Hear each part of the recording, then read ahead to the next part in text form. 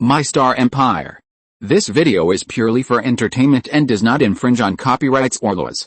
The rights to the novel and image belong to the original author. We do not claim ownership. Don't like waiting and want to listen to this fanfic in full now? Subscribe to our Patreon, where you'll find the best fanfics. Chapter 76 Flying Tyrant Star. What everyone doesn't know is that through this Sith assistant, the Empire has mastered the mobile devices of most people on Earth. A large amount of data has been selected and stored in the memory crystal of AI. The interactive interface and sound designed by psychology in the system can subtly affect people's judgment ability, such as accepting the name Sith. As long as the time is right in the future, it will burst out with unexpected power. Unlike the happy Wang Zhao, the top leaders of the Pan-Earth Alliance are very nervous at this time. Not long ago, the outer blue light curtain of the mysterious planet suddenly disappeared. The snow-white surface of the planet was exposed, but when a strange red light curtain swept the entire planet actually returned to green. The situation is very serious. We can see from this picture that there is a very developed civilization on this planet. A senior alliance official sent the information passed by his subordinates to the screens in front of the senior leaders. Look, there are huge cities on this planet. And the volume of various buildings is very large, far exceeding the largest building we can build. High-definition pictures taken by satellites appeared in front of everyone. The screen showed a huge white city with thousands of meters-high skyscrapers standing in the city. Everyone was shocked by the magnificent city in front of them. The senior executive continued, but for some reason, there are very few intelligent life activities on this planet. As you can see, we did not find any normal vehicles in the photos we took. We only found some wreckage of similar vehicles. What they didn't know was that because of the war, all Parker's citizens hid in underground shelters, and the Imperial Army also took a quiet rest after occupying the strongholds of major cities, waiting for the next order. Several cities that were still in the war happened to turn to the other side facing away from the Earth. So, after the research of our think tank, it is believed that the civilization of this planet should have been destroyed by a large-scale destructive war, and there are very few intelligent life surviving, leaving only empty cities. And the blue light curtain should be the shield technology we are still imagining. The senior executive paused and said slowly. Hearing that this is an ownerless planet, and it also has extremely advanced technology, everyone's eyes shut out. Looking at each other with wary eyes, the high-level officials of Rabbit Country, recently harmonious, shook their heads and said, "Listen to me, we are not in the right time to fight internally. If we want to fight internally, we have to wait until America is resolved." Agree. Everyone seconded. Soon after, 20 pilots entered their own aerospace fighters, and the rocket launch platform not far away also sent giant carrier rockets loaded with spacecraft parts into orbit. The space station in orbit, which had been prepared for a long time, quickly assembled the parts of the spacecraft. The assembled Red Dragon III spacecraft is 5 times larger than the original spacecraft. Thanks to the research and cracking of alien debris, a large number of new technologies have been developed and applied to this super spacecraft. The docking area extended by the 100-meter-long large spacecraft can dock 20 aerospace fighters, which can be said to have greatly enhanced the firepower of the spacecraft. The bow of the spacecraft is also equipped with the latest developed railgun. Although its power is average, it is perfect for dealing with American spacecraft. The aerospace fighter that took off from the Earth landed on the spacecraft, and the thruster at the tail of the spacecraft sprayed out faint flames and flew towards the nearby Tyrant star. At this time, America was a little dumbfounded. Their spacecraft had just come off the production line and was undergoing final inspection, but the Alliance's spacecraft had already flown over. "We are about to arrive at a mysterious planet. All soldiers, pay attention, check your equipment," the captain's voice came from the spacecraft broadcast. The Marines in the spacecraft began to check their equipment one after another. Inspection completed. After the inspection, everyone followed the small gate of the spacecraft and entered the aerospace fighter attached to the spacecraft. The blue and green Tyrant star orbit welcomed the first Earth spacecraft. The slender spacecraft continued to spit flames all over its body and entered the predetermined orbit. 20 aerospace fighters left the huge Red Dragon II and flew to the surface of Tyrant star. Ding! A spacecraft approaching in the orbit is detected. Bursts of alarms sounded in the huge underground base. Mingze, who was sleeping soundly, was awakened by the alarm and hurried to the control room. "What's going on?" Mingze asked while sitting in the command chair. An officer enlarged the picture on the computer to the large screen in the center of the control room. The huge screen was divided into two parts. One part showed a spaceship that looked like a donut wrapped around a cigar, staying in the orbit of M star. The other part showed 20 red fireballs flying down from the atmosphere. Sir, the orbital detector in the base just captured the arrival of the spaceship of the low-level atomic civilization in the orbit, the officer explained. Mingze was shocked. How long has M star appeared in the solar system? Is the reaction of the Earth so fast? Although Li Jielu already knew that the Earth already had the ability to navigate within the star system, such a small spaceship was still built with the power of the entire alliance. How long has it been built to build a giant spaceship that can carry 20 aerospace fighters? Airborne troops, get those 20 space fighters down. The technology on this planet cannot be taken by the people on Earth. We don't know how far away the Sith Empire is from Earth. If Earth gets a lot of advanced technology, it will be bad for our future arrival, Mingze ordered Monica. As if he remembered something, he turned to the officers and ordered, notify the major bases that have been occupied to start charging the wormhole generator. We will return to the star field of the Parker Alliance. The star map here has been collected. It won't be too late to come back then. There are coordinates in the system, but no distance. Yes, Your Majesty. Many staff members present returned to their positions one after another. Near the center of the Earth, the transparent pipe on the huge metal needle was filled with red energy again. The originally calm magma rolled again. The energy extraction system is running stably, with a power of 97.1%. It will take 42 hours for the wormhole generation device to complete the energy storage. The dormant beam is expected to start in 21 hours, the system prompt sounded in the control room. Chinese translation completed. At this time, the Alliance fighter planes, who still had no idea what was going to happen, were flying across the sky at high speed towards the city with tall walls in the distance. In the ruins of a tall building in the city, Monica and several soldiers hide under the rubble on the roof. There were countless teams hiding in buildings like them, almost covering the entire city, waiting for the Pan-Earth Alliance fighter planes to fall into their pockets. Sir, after calculation, their flight path will pass above us, a soldier reported to Monica on the communicator. The principle of wormhole is to build a bridge in the folded universe, so there is no actual distance. The author's setting is that as long as the coordinates are recorded, you can fly directly without knowing the route. Thank you for your rewards, Baozi. Book friend 201,703, brother can't find your full name, Kanshenzhayu, Kinksun, Lintenbo Yilin, 151,210,220,048,687, Yuji Kingayan Shangjiukseo, book friend 1216. Thank you all for your votes. Come on, let's continue today. Chapter 77 Landing on a Mysterious Planet. Monica nodded. Everyone, get ready and listen to my orders. 20 small flashes flashed on the map in front of Monica, and were quickly approaching the green dot representing their team. Now, aim, Monica shouted. The people who had been hiding raised their shoulder-fired missiles and aimed at the Earth Alliance fighters flying in the air. Dozens of missiles flew up from the surrounding high-rise buildings and swarmed towards the fleet in the sky. The Earth Alliance fighters flying at low altitudes did not expect to be attacked in an empty city. The fighters in the sky had no time to dodge and were hit by the rain of missiles. But to the surprise of the pilots, the explosion they expected did not occur, but dozens of huge electric nets appeared in the air, covering their fighters. The engines that were originally running stopped working instantly, and the 20 fighters circled and fell towards the building below. Fortunately, the approximate area of the fall had been calculated long ago, and the soldiers in the area had already evacuated, and the Earth Alliance fighters plunged into the skyscrapers below. The windows of the building were shattered by the huge impact. Some of the shaky high-rise buildings were directly smashed down. Go up, see if there are any survivors. Hundreds of airborne troops surrounded the place where the fighter plane crashed. Safe, no enemies appear. The orbital airborne troops composed of dozens of Parkers have approached a crashed fighter plane of the Pan-Earth Alliance. No movement, a soldier muttered. With a bang, the hatch at the tail of the aerospace fighter plane bounced outward, and a figure limped out of the fighter plane in the smoke. Before everyone could ask questions, the black shadow fell to the ground.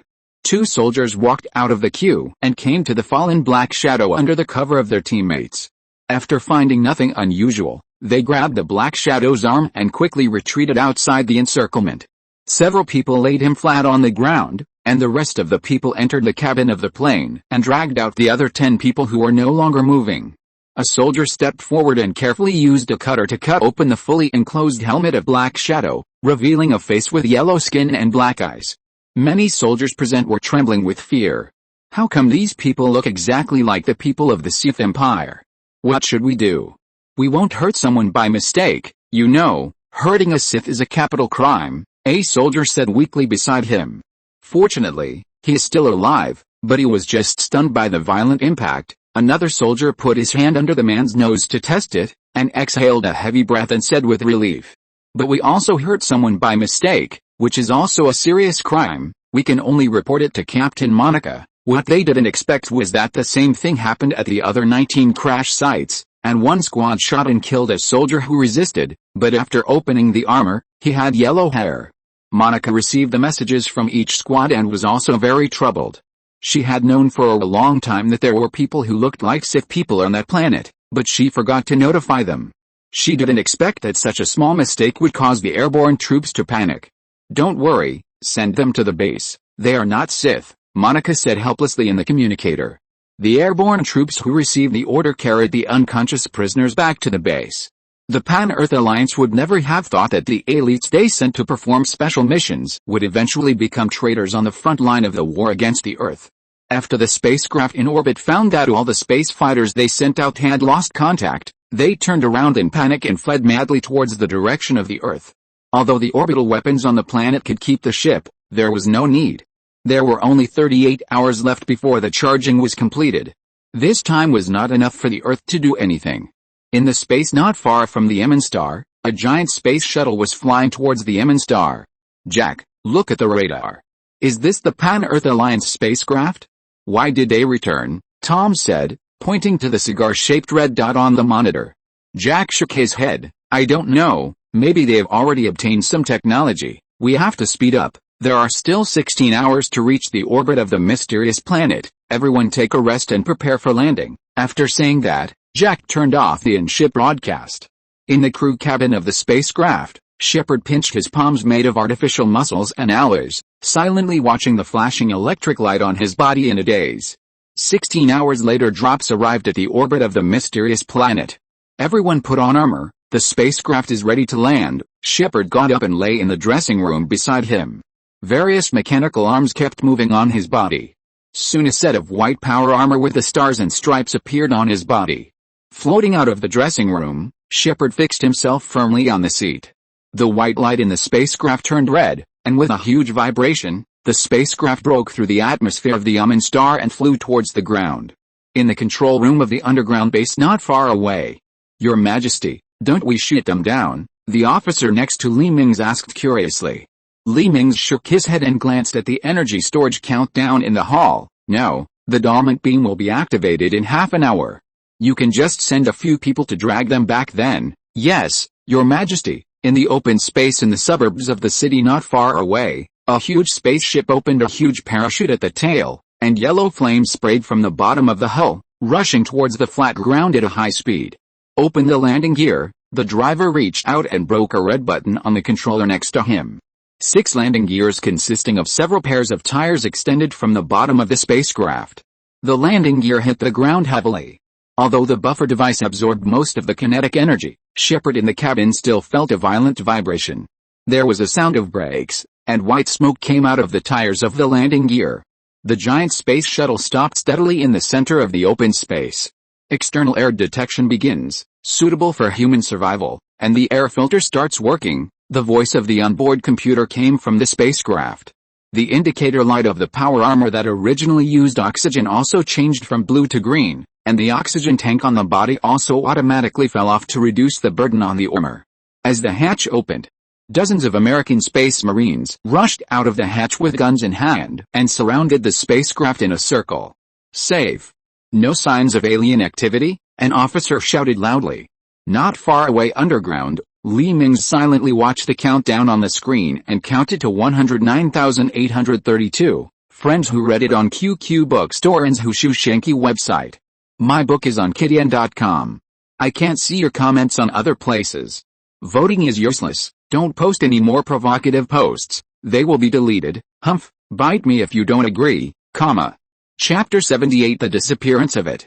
A huge white ball of light was generated from the generator of the underground base, and slowly floated to the surface along the huge passage in the middle. The huge high-rise building on the surface began to twist, and the white ball of light floated from it into the air. As the ball of light broke, a white light curtain swept across the earth. Shepard and others in the distance were stunned by the scene in front of them. Before they could even react, they were brushed by the white light curtain, and the white frost froze the soldiers in the armor along the air filter of the power armor.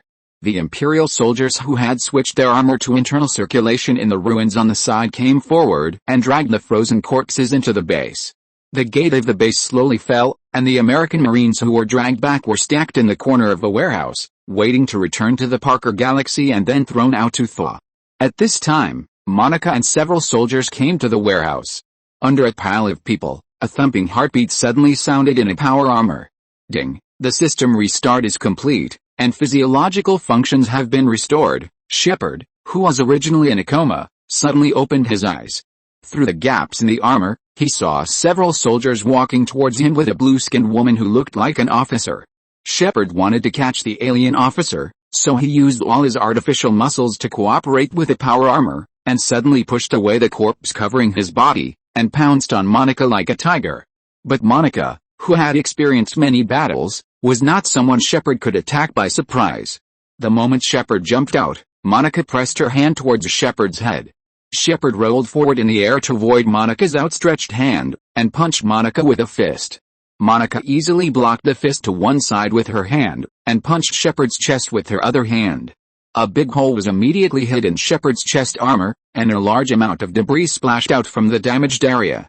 Shepard took several steps back, and red liquid flowed from the corner of his mouth, but he seemed not to notice it and rushed forward again. The soldiers around wanted to rush up, but Monica waved her hand to let them retreat aside.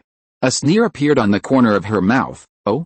So tenacious, you're not dead yet." After saying that, she dodged the attacking Shepard and gathered her hands into her palm, slashing at Shepard's neck fiercely.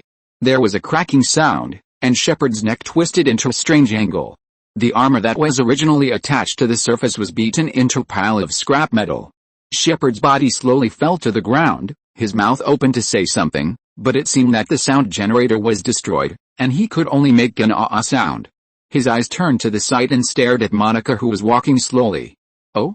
You're not dead yet. It seems that you are not an ordinary person." Monica came to Shepard and squatted. She stretched out her hand to grab the edge of Shepard's power armor and twisted it hard to both sides. A huge metal tearing sound rang out, and the American power armor was vulnerable to the huge power and hardness of the Empire power armor, and was easily torn in half. Several flashes of lightning appeared, and Shepard's legs and feet on the ground twitched and stopped moving. Monica grabbed Shepard's tights again and pulled them out, revealing Shepard's body made of metal skeletons and artificial muscles. Monica was slightly surprised. "Oh, an artificial human? The Empire does not have such perfect artificial human technology yet. Why can this backward civilization create one? Come on, carry him to the laboratory for me. I think the scientists in the Empire must be very interested in him." Soon after, 6 blue beams of light rose from the planet and turned into a blue shield that wrapped around the planet in space. More than 10 hours later, Amen disappeared into space in a gray mist. The Earth lost the influence of Amen's gravity and slowly moved back to its original orbit. At this time, the Earth was at a loss. What happened? The planet that suddenly appeared disappeared again? What about the alien invasion? What about the colonization of new planets? What about the acquisition of alien technology? Agent Liu Ming, who was hiding among humans, looked up at the Amen star that disappeared in the sky, and tears flowed unconsciously from his eyes. Now he was the only one left. It was unknown how long it would take for the Empire's fleet to open up the channel to here, and he would have to fight alone here until the Empire's fleet arrived. He clenched his fist and turned to walk into the villa he had just purchased. After several verifications, Liu Ming came to the monitoring room located underground. The person displayed on the monitoring room screen was Wang Xiao, the sole owner of the Sith technology company selected by the Empire. Wang Xiao's every move on the screen was captured by the ubiquitous cameras, without any privacy, and even the call records were screened out by AI and saved in the computer. On the other screens, relevant news about Sith technology and monitoring images of the villa community were displayed. In the office on the top floor of the skyscraper that Sith Technology had just purchased, Wang Xiao rested his legs on the desk, with a cigar in his mouth and a cup of coffee in his hand. This is the life that the protagonist should have. Xiao, see if I have unlocked any new technology now, Wang Xiao said incoherently, holding a cigar in his mouth. A cute human face appeared on the wall beside him. This face was set by Wang Xiao. Isn't it like this in novels? Master, you have now unlocked the second level. The technology you have is as follows: the design drawings of new smart devices and computers, and the technical information of holographic projection. The voice of AI sounded in the room. No one is allowed to enter the top 2 floors of this building without permission, so Wang Xiao is not worried about the existence of Xiao leaking out. Well, very good, Xiao, you disappear first. Yes, sir. The projection on the wall disappeared. Wang Xiao resumed his sitting position and pressed the button in front of the desk. Secretary Zhang, come to my office. After a while, a female secretary with an excellent figure and appearance walked in. Mr. Wang, you called me. Well, help me sort out the information of several mobile phone and computer parts manufacturers. I want to acquire them. If I can't acquire them, tell them that we have a big business to discuss, Wang Xiao said in a deep voice. The secretary nodded, turned and left the office. In the villa area of the small town on the edge of the desert, Liu Ming sat in the monitoring room of the villa and sneered. Wang Xiao doesn't know the real function of the smart device he is going to make. When these devices are popularized all over the world, it will be equivalent to countless miniature signal blockers, electromagnetic bombs, and brainwashing devices scattered all over the world, and the hidden functions of these devices cannot be detected by Earth technology.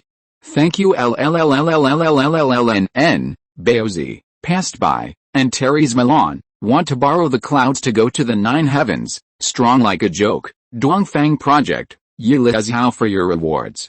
Thank you all for your recommendation votes. I ask for votes every day. There is a problem with the automatic release.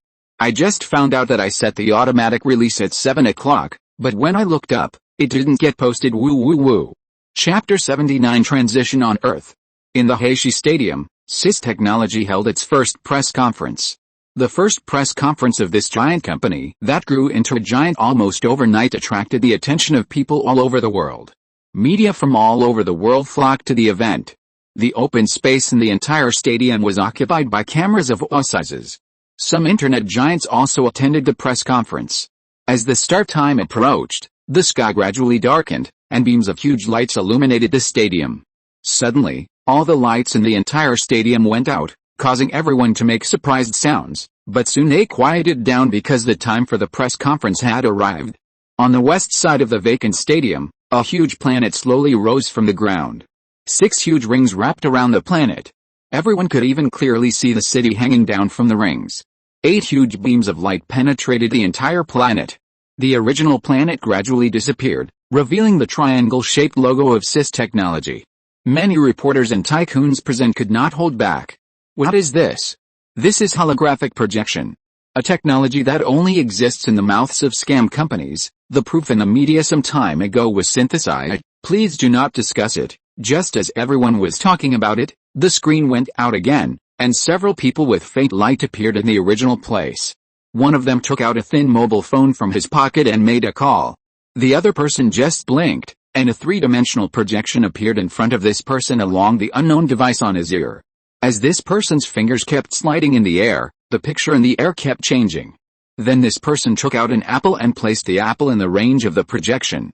In less than a second, the apple was displayed next to the apple with a translation of various languages, production date, origin, size data of this apple. Everyone present was in an uproar. This technology is too shocking. If it appears, it will subvert all current mobile devices. I hope the price of this device can be lower. Then, the stadium went dark again. Flying cars appeared in the air, skyscrapers rose from the ground, and finally turned into nothingness. A huge reactor appeared in the same place. With the insertion of cables around it, the screen turned into a rotating Earth. The pitch black representing a certain peninsula was instantly covered with stars. Amid the fierce discussion below, Wang Xiao appeared in the same place in a suit, but only his holographic projection appeared. Welcome everyone to the press conference of Sith Technology. After saying this, he bowed to the audience. The audience burst into applause. As you have just seen, The protagonists of our press conference are holographic projection and wearable devices, and the hover car behind is just a joke between me and you." The audience laughed, and after livening up the atmosphere, Wang Zhao continued, "After the unremitting efforts of our laboratories all over the world, we have finally made holographic projection a reality. And after a long period of improvement, they have reached the standard of mass production, just like this device in the venue. It only costs 3 million, the people in the audience exchanged and talked about it. It's not because the price is too expensive, but because the price is too cheap. The price of an IMAX screen is much higher than the price of this device. The next smart wearable device to be introduced is this. A huge glass frame suddenly appeared in the center of the stage, but its crossbar was not on the nose, but behind the head. The first generation of Sith Magic Eye. Not only does it have a built-in running memory of up to 64 GB, but it also has a body capacity of 1 TB. Wang Zhao pointed to the glasses frame on the stage and said. However, there was no noise from the audience this time, because this configuration is currently the high-end configuration. Everyone understands that what is really important about this device is the holographic projection technology and its system. This device weighs only 80 grams. You won't feel anything when you wear it on your head. Not only can it make calls, surf the internet, search, but it can also play games. And it uses a new type of battery, so the battery life can reach 12 hours. The standby time is 99 hours. Now it's time for questions. Please raise your hands if you want to ask questions. The scene was once again illuminated by lights. Me, click me. Wang Zhao glanced around and stretched out his hand to guide a beautiful reporter. It's you. Do you have any questions? Hello, Mr. Wang. I'm a reporter from Alice Gossip Network. Do you have a girlfriend now? If so, how many? Do you have a pet? Before she could finish her words, the female reporter was carried out of the press conference by the security guard. Wang Zhao pointed at another person with a frown on his face. It's you, but you can't ask that kind of a question again. Otherwise, the person just now will be your lesson for you. There was a roar of laughter from the audience, and the reporter scratched his head awkwardly. Mr. Wang, I'm a reporter from Pineapple Society. Is the electromagnetic radiation from your device strong? Will it cause damage to the user's brain? Wang Zhao nodded and replied, you asked a good question. The electromagnetic radiation of the Magic Eye is minimal, which is only equivalent to the level of the headphones you wear. It has no effect on our brains at all. At this time, Liu Ming, who is in the villa monitoring room, curled up his mouth again. This electromagnetic radiation will not cause harm to the brain, but it will slowly affect people's minds, which is equivalent to a weakened version of the brainwashing device. At the price of this device, the backbone on this planet must be bought. After these elite people on the Earth are gradually brainwashed, they will greatly reduce the resistance of the Empire to annex the Earth. At this time, the last reporter on the stage asked the last question that everyone was concerned about. Mr. Wang, may I ask, what is the final price of your Magic Eye? Wang Zhao nodded affirmatively. The basic price of our Magic Eye is 5,288. The price of the 128GB RAM version is 6,688. And the price of the Super Limited Edition is 168,888, and the final limited edition does not have the main beam behind the head. Deafening applause rang out from the audience. This price is too affordable. You should know that the current fruit machines are also priced at this price. Although fruit machines are already very thin, they are not as fashionable as this holographic projection that can appear in the air. Cool. Science fiction. Everyone speculated about the current reaction of the fruit company and other high-end mobile phone manufacturers. As expected, after the price was announced at the press conference, the stock price of the fruit company plummeted all the way, falling 30% in one day, along with the stocks of Star II and IMAX. The capital market was wailing and shouting wolf. Well, this is the necessary transition for the first climax of the book. Yes, that's right, I always publish new chapters at a fixed time, but the automatic publishing of Tianyi sometimes goes crazy. I don't know if it will go crazy tomorrow morning. Woo. Chapter 80 Interrogation. After the press conference, the Magic Eye became popular all over the world, with 30 million pre-orders on the official website alone. Overnight, this amazing mobile device conquered everyone in the world, and the virtual projection was snapped up by well-known companies around the world. The original valuation of 300 billion yuan for Sith technology soared to 1 trillion yuan in an instant. As the owner of Sith technology, Wang Zhao was even more happy. Although in order not to be divided up, He gave up most of his profits to distributors with considerable strength in various countries around the world. But he was still able to make a profit of 30 billion. This was just the profit generated by pre-orders, and Sith Technology did not invest a penny in research and development. Wang Xiao paced back and forth in his office, his face full of excitement. Intelligence brain, if I spread this set of smart devices around the world, what other rewards can I get? Wang Xiao calmed down and asked the intelligent brain. The pretty face of the intelligent brain appeared on the wall of the office again. Master, you are about to unlock technologies such as orbital elevators, fusion reactors, household robots, and power armor. A pleasant voice came from the speakers. Wang Xiao was shocked. Oh? Isn't the reactor at the press conference fictitious? A nice female voice sounded again in the speakers. Yes, Master, you can choose to unlock the new fusion reactor technology, and you will become a global energy tycoon. This is the insidiousness of Mingze. He not only wants to brainwash the Earthlings through the magic eye, but also wants to let the name of Sith Technology penetrate into thousands of households. When these people eat the nutritional supplements produced by Sith Food Company, drink the refreshing recovery drinks produced by Sith Beverage Company, watch the TV produced by Sith Electric, use the energy produced by Sith Energy Company, live in the skyscrapers made by Sith Construction Company, and watch the movies and TV series shot by Sith Film and Television. Mingze can imagine that the Earthlings brainwashed by Sith Technology will probably not be too upset when they see the arrival of the fleet of the Sith Empire.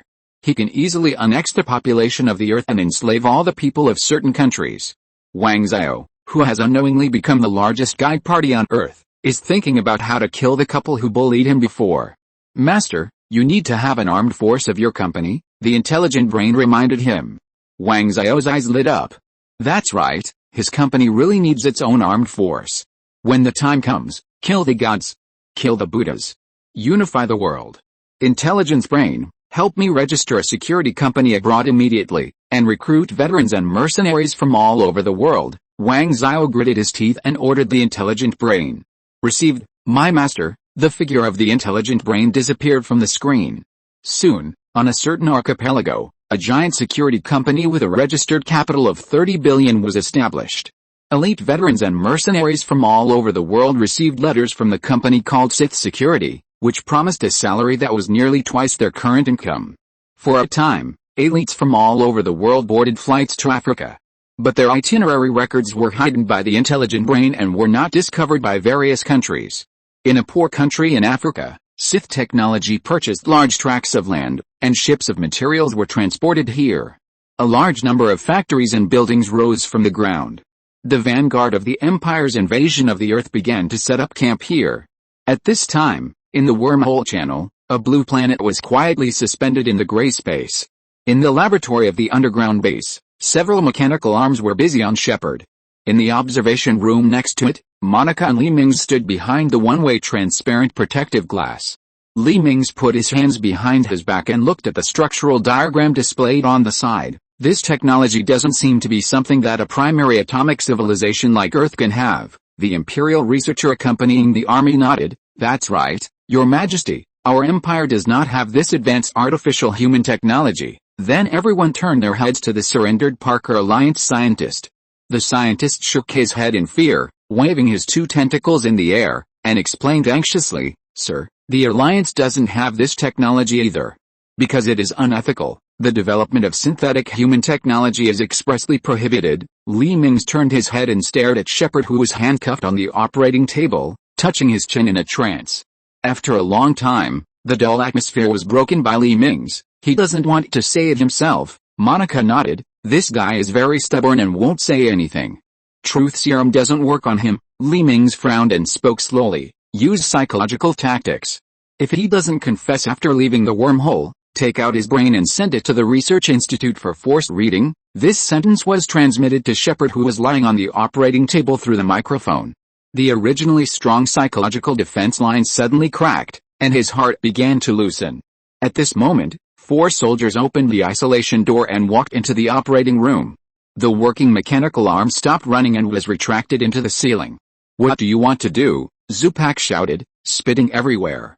As the lock under the operating table opened, the 4 soldiers didn't say much. One of them grabbed the corner of the operating table and carried Zupak, who was handcuffed to the operating table, out of the operating room. The four were escorted by a small team of armed soldiers and transferred Zupak to the confinement room in the base. The dark confinement room was made of super sound-absorbing materials. People in the confinement room would not hear any sound or see any images. For ordinary people, it felt like a day had passed after a few dozen minutes in the confinement room. People's spirit and will would soon collapse. The four soldiers put Zupak in the center of the confinement room and turned to leave the confinement room. As the door of the confinement room slowly closed, Zupak felt that he was far away from this world. Wait, is there anyone? After a few minutes, Zupak, who had no concept of time, began to have hallucinations in front of his eyes. He could see strange lights passing through the air, and from time to time a figure passed by him. 2 hours later, Zupak felt that he should have been in the confinement room for a day. Why hadn't anyone injected him with nutrient solution? 6 hours passed, and Zuparker, who was lost in meditation, felt that he had left this dimension. There were people standing around him, including his girlfriend, parents, and friends. 12 hours passed, and Zuparker was close to collapse. He was unable to move and tears were streaming down his face. I confess. Please, let me out, Zuparker begged with sobs. At this time, the lights in the interrogation room gradually lit up, the tightly closed door slowly opened, and Li Mingze walked in clapping. Very good, you made the most correct decision in your life. I ask for votes every day. Please kill me. Thank you for your support. The author loves you. There are too many brothers who have rewarded. I really can't thank you enough. Thank you for your support to me. I will definitely bring you more exciting stories. Chapter 81, Route to the Solar System. Li Mingze put his hands on the edge of the bed beside Shepard's head and said in a seductive tone, "Tell me, I will let you go as long as you confess." Shepard's eyes rolled and paused. "Can you let me go?" Li Mingze sneered and looked at Shepard without saying anything. Shepard also smiled awkwardly. According to the information I can access, in the late 1980s, the body of an alien was found in the state of Udax. After discovering the complete artificial human technology from the alien, the United States began decades of secret research. However, due to the limitation of materials on Earth, only a half-artificial human like me has been created so far. Li Mingze nodded thoughtfully. It doesn't matter if it is not researched on Earth.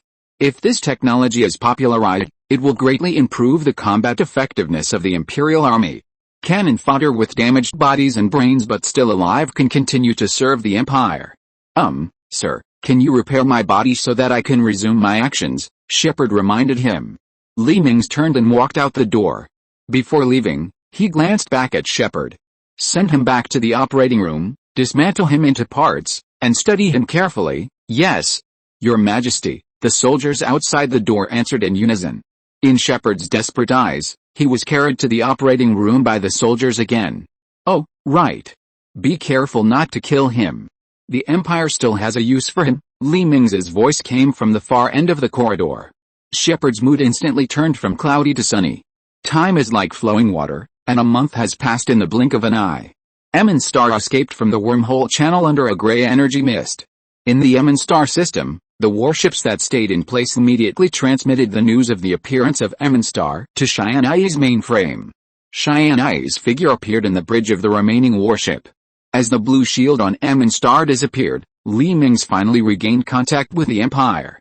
Your Majesty, can you hear me? Tianyi's voice sounded in Li Mingze's headphones. Can you hear me?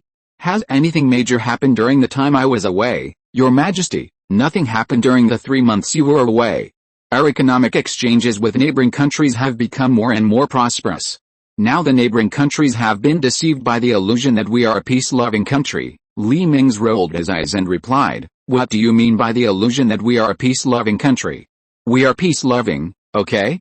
This is a legitimate defense against the great powers. This is a war of unification for our homeland since ancient times. Tianyi, who was far away in orbit, also rolled his eyes. Yes, Your Majesty, everything you say is right. Send out the Empire's Parker puppet army to wipe out all the remaining Parker Alliance resistance forces, and then send some researchers to study these relics of the Prophet civilization for me, Li Mingze ordered Tianyi. Although the Parker Alliance officially surrendered with the capture of the Speaker of the Parker Alliance, some troops who were unwilling to accept the surrender chose to become rebel guerrillas and hide in the city. Some independent shelters even armed the unwilling civilians. This caused great trouble to the Imperial Army and greatly dragged down the Imperial Army. But fortunately there were millions of Parker pseudo troops. More than 10 days later, thousands of transport ships slowly flew into Emonstar and landed all over the world. Countless Parker pseudo troops dressed in light armor and holding rifles ran down from transport ships one by one, boarded the light armored vehicles on the side and roared towards the city not far away. The military base Barra Deep Underground also welcomed the scientists of the Empire, and a brand new research equipment was transported to the 6 underground bases of Emonstar by transport ships. It is believed that as long as the principle of the Prophet's relics on this planet is understood, the combat effectiveness of the Empire will be greatly improved, especially this advanced shield. Once this shield can be equipped on the Imperial warships, the Imperial fleet will be invincible. At this time, Mingze had cut off the connection with the Advent substitute and returned to his blue brick office. Just when he wanted to go to bed, Tianyi's figure appeared in the office. "Your Majesty, wait, there are 2 important pieces of news." Mingze stopped and turned around to ask, "Oh? What news, Your Majesty?" "I have calculated the star map you gave me. This is the location of the Earth," Tianyi said, and the Milky Way star map that Mingze was familiar with appeared in the hall. As the star map continued to zoom in, Mingze found a small flashing dot. "Your Majesty, look, this is the location of the solar system. The solar system is located in a barren galaxy belt, up to 200 light-years away from us. There are 2 civilizations between us and the solar system. It's not easy to open up a route to the solar system," Tianyi explained on the side. "No matter what, we must open up the route and let the Empire start preparing for war. After another year of recuperation, we should launch the second self-defense war." Mingze touched his chin and said. "What is the second thing?" Mingze asked curiously. Tianyi waved his hand to erase the star map in the middle of the office, revealing a poster of a beautiful woman wearing a mask, a good figure and gorgeous clothes. "On March 1st, at the Sith Stadium, the Galaxy Songstress will present you with an unparalleled auditory feast.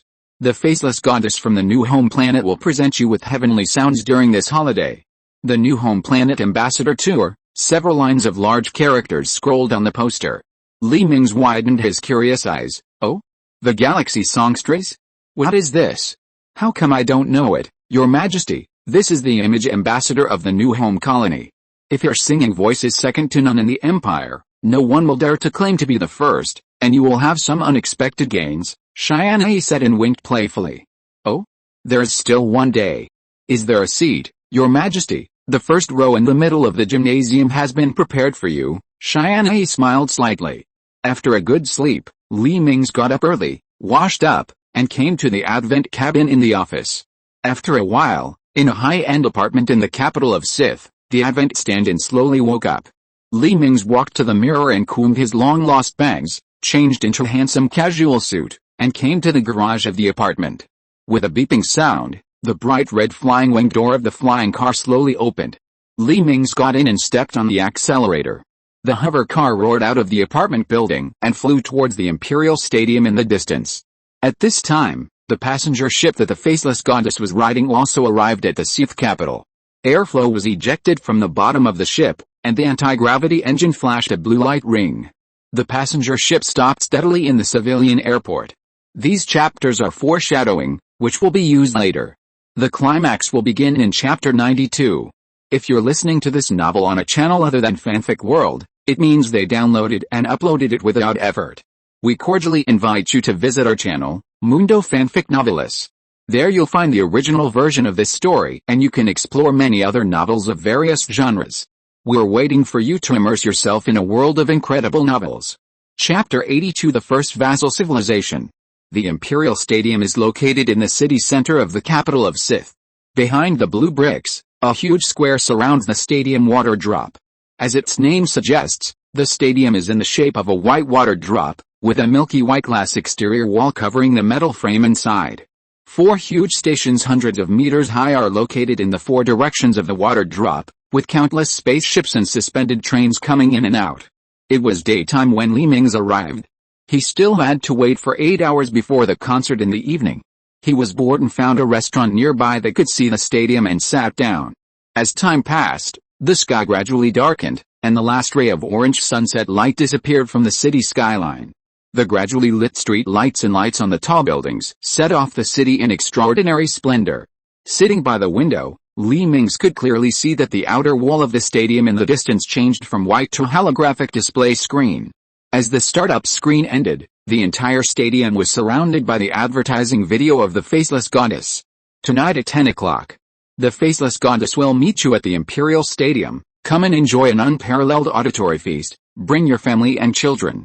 Family tickets are only 998 energy coins. Incredible auditory enjoyment, only 388. You can hear the beautiful voice of the galaxy songstress Faceless Goddess. Various advertisements passed through the sky.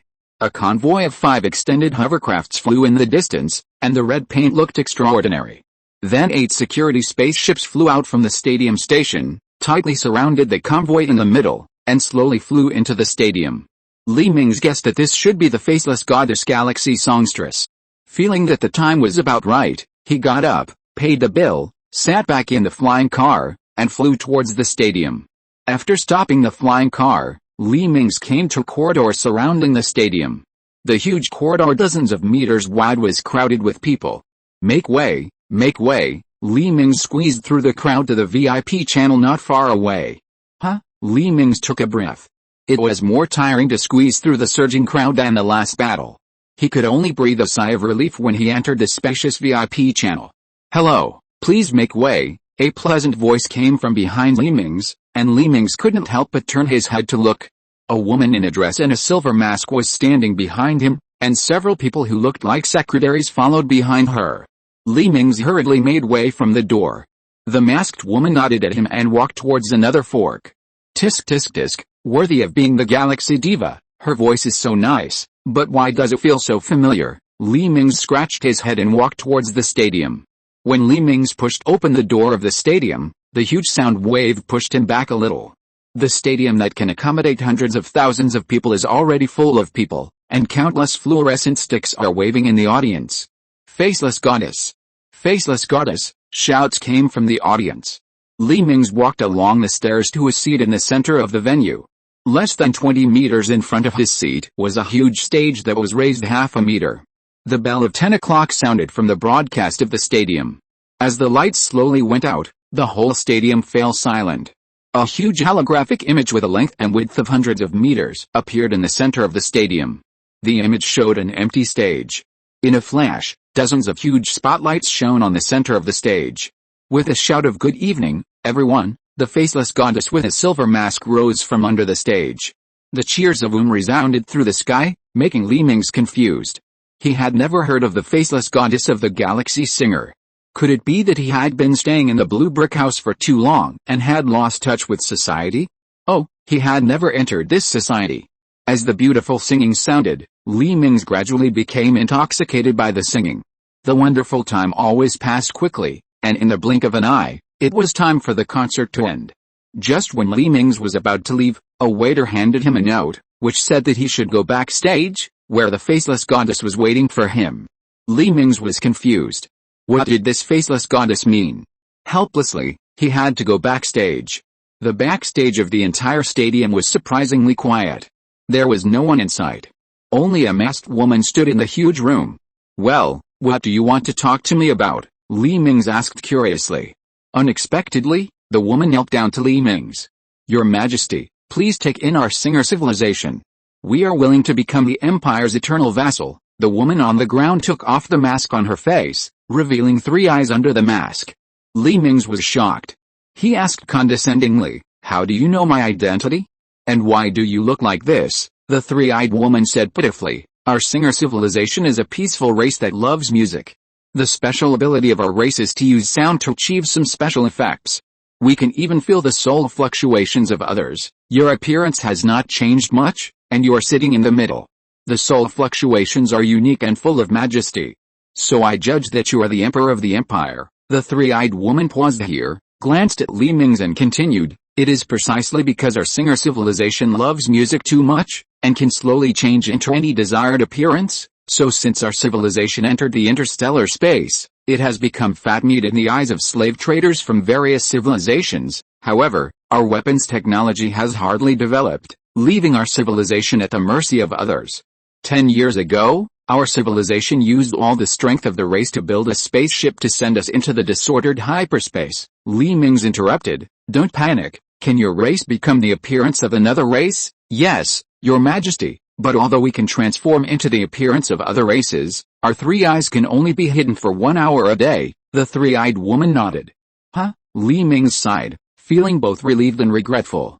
Fortunately, this race cannot keep transforming all the time, and the Empire does not have to worry about being infiltrated by them. The regretful thing is that if they can transform all the time, wouldn't they be the best candidates for spies if they join the Empire? How did you sneak into the capital of the Empire? I remember that entering the capital requires a genetic scan, right? Li Mingze stepped forward and grabbed the kneeling woman's hair and lifted her face up, staring at her with cold eyes. Your Majesty, my name is Milky, and I'm the special envoy of the Singer civilization. In order to get in touch with the top leaders of the Empire, I participated in the audition of the Galaxy Songstress, and won the championship with the characteristics of my race. The Galaxy Songstress, as the image ambassador of the new home planet, entered the capital through a special channel. Your Majesty, if you are willing to take us in, we are willing to provide our race's unique warship stealth technology. It is with this technology that we have been wandering in the starry sky for 10 years without being discovered. However, our spaceship has been stranded in our new home galaxy because it has experienced too many encirclements and suppressions and has not been repaired in time. Please collect and recommend well. The plot can't always be climaxing. It's better to suppress first and then raise it. The climax will come in 2 chapters. If you want to see the climax, join group 222,745,490, and I will put my manuscripts in it. Chapter 83 Preparations for War and New Ships.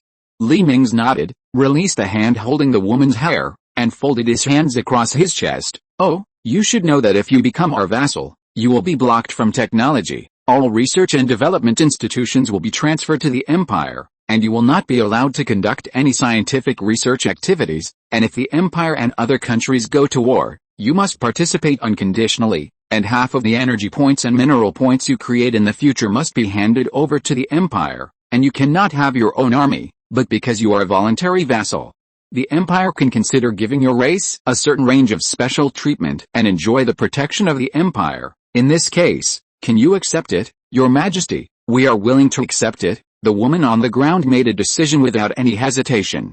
The next day, a salvage fleet consisting of dozens of warships and thousands of transport ships arrived at the orbit of Beta II in the new home galaxy.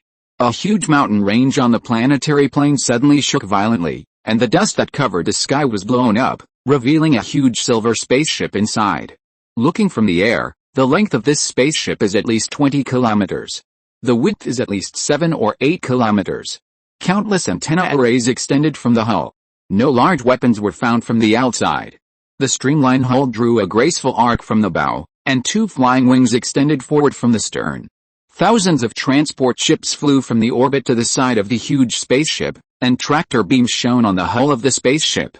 On the landing ship next to the huge spaceship, Li Mingze and the three-eyed woman stood by the porthole facing the planet and looked at the huge spaceship in the distance. Is this the spaceship that your civilization has built with all its strength? It's so spectacular, Li Mingze said in awe. The size of this spaceship has caught up with the space city outside the Sixth Star. Yes, Your Majesty. It took us 30 years to hollow out several asteroids to build this huge escape ship. Your Majesty, look, those extended antenna arrays and huge wings are our unique stealth system. It is with a stealth system that we have been able to escape the slave traders who have been chasing us for 10 years, but our spaceship is too big. Once it enters the surface of the planet, the engine is no longer enough to send it out of the atmosphere. Li Mingze nodded and waved his hand at the air. The transport ships in the distance turned on their anti-gravity engines and thrusters. A huge roar came from outside. Because of its huge weight, the huge spaceship sank into the mud and slowly left the ground. The remaining sand and soil on the smooth surface slid down. The escape ship flew into the sky under the traction of the transport ship and entered the orbit of the planet. Countless members of the Singer tribe were transferred from the refugee ship to the passenger ship and sent to the Green Star in the Empire to take root. Then the Empire's scientists swarmed into the interior of the refugee ship and began to study the alien technology on the warship. 3 days later, the Empire's Sith shipyard Li Mingze came here for the 3rd time, because the Empire's latest war machine, the experimental ship of the cruiser, has been manufactured. After a long corridor, Li Mingze came to the inner corridor of the shipyard. The transparent corridor was suspended on the top of the shipyard. From the corridor, you can see the brightly lit manufacturing workshop below. A huge warship with a length of 1,200 meters, a width of 110 meters, and a height of 95 meters, with a tonnage of up to 1.25 million tons, lies quietly in the center of the dock. The shape of this cruiser is a flat and long rectangular parallelepiped, which becomes a U-shape at the bow. The two sides of the U-shape are also divided into two layers, with two gravity acceleration cannons in the middle of the upper and lower layers. The middle and rear part of the battleship is a gradually raised bridge, to attract firepower, and the decks on both sides of the battleship are full of heavy beam cannons, and a large number of close-in defense guns are installed on both sides of the battleship deck. On both sides of the cruiser are launch ports for drones, fighters, and missiles, but these launch ports are covered with heavy armor when not in use. It can be said that this cruiser is armed to the teeth. It is completely a mobile arsenal. The black paint of the prototype ship is very handsome, and the Scarlet Imperial logo is printed on both sides of the hull. Li Mingze clapped his hands with satisfaction. Yes, this is the war weapon that the Empire needs. The accompanying responsible official explained on the side, Your Majesty, the sea trial of this prototype ship will be held secretly in the New Home Galaxy tomorrow. The specific mass production ship can be built in 15 days, don't wait until tomorrow, conduct the test today. I want to put this kind of battleship on the production line as soon as possible. The Empire needs it for the next war. Li Mingze nodded and said to the official. Yes, sir. The official saluted and turned away. The bright lights in the shipyard made Li Mingze look extraordinary, but only he knew how much pressure he was under. The foundation of the Empire is still too shallow. If he could be given hundreds of years to develop. In the border galaxy of the Empire close to the Mingze Alliance, dozens of construction ships jumped out of hyperspace and headed towards their respective established goals. Then, a huge colony ship also arrived in this galaxy. The colony ship was not carrying civilians of the Empire, but elite soldiers and engineers. The colony ship abandoned its engine and slowly landed on the surface of a planet. The huge landing gear smashed into the soil, and buildings rose from the hull. Unlike other colonies, the buildings carried by this colony ship had no windows on the surface and were all covered with heavy armor. As the colony ship took root on the desolate planet, orbital anti-aircraft guns rose from the buildings, and a huge frontier military colony appeared in this uninhabited galaxy. This will become the springboard for the Empire to attack the Mingze Alliance. At the same time, all the major factories in the Empire began to frantically exploit their own potential, producing non-stop for 24 hours. One after another, power armor was sent off the production line and loaded into transport ships and flew to the border galaxy. Mammoth tanks, Wolf Spider armored vehicles, and aerospace fighters were also printed out continuously and loaded into landing ships. The galaxies that have not yet built docks have stopped the construction of all civilian facilities and invested their energy in the construction of new docks.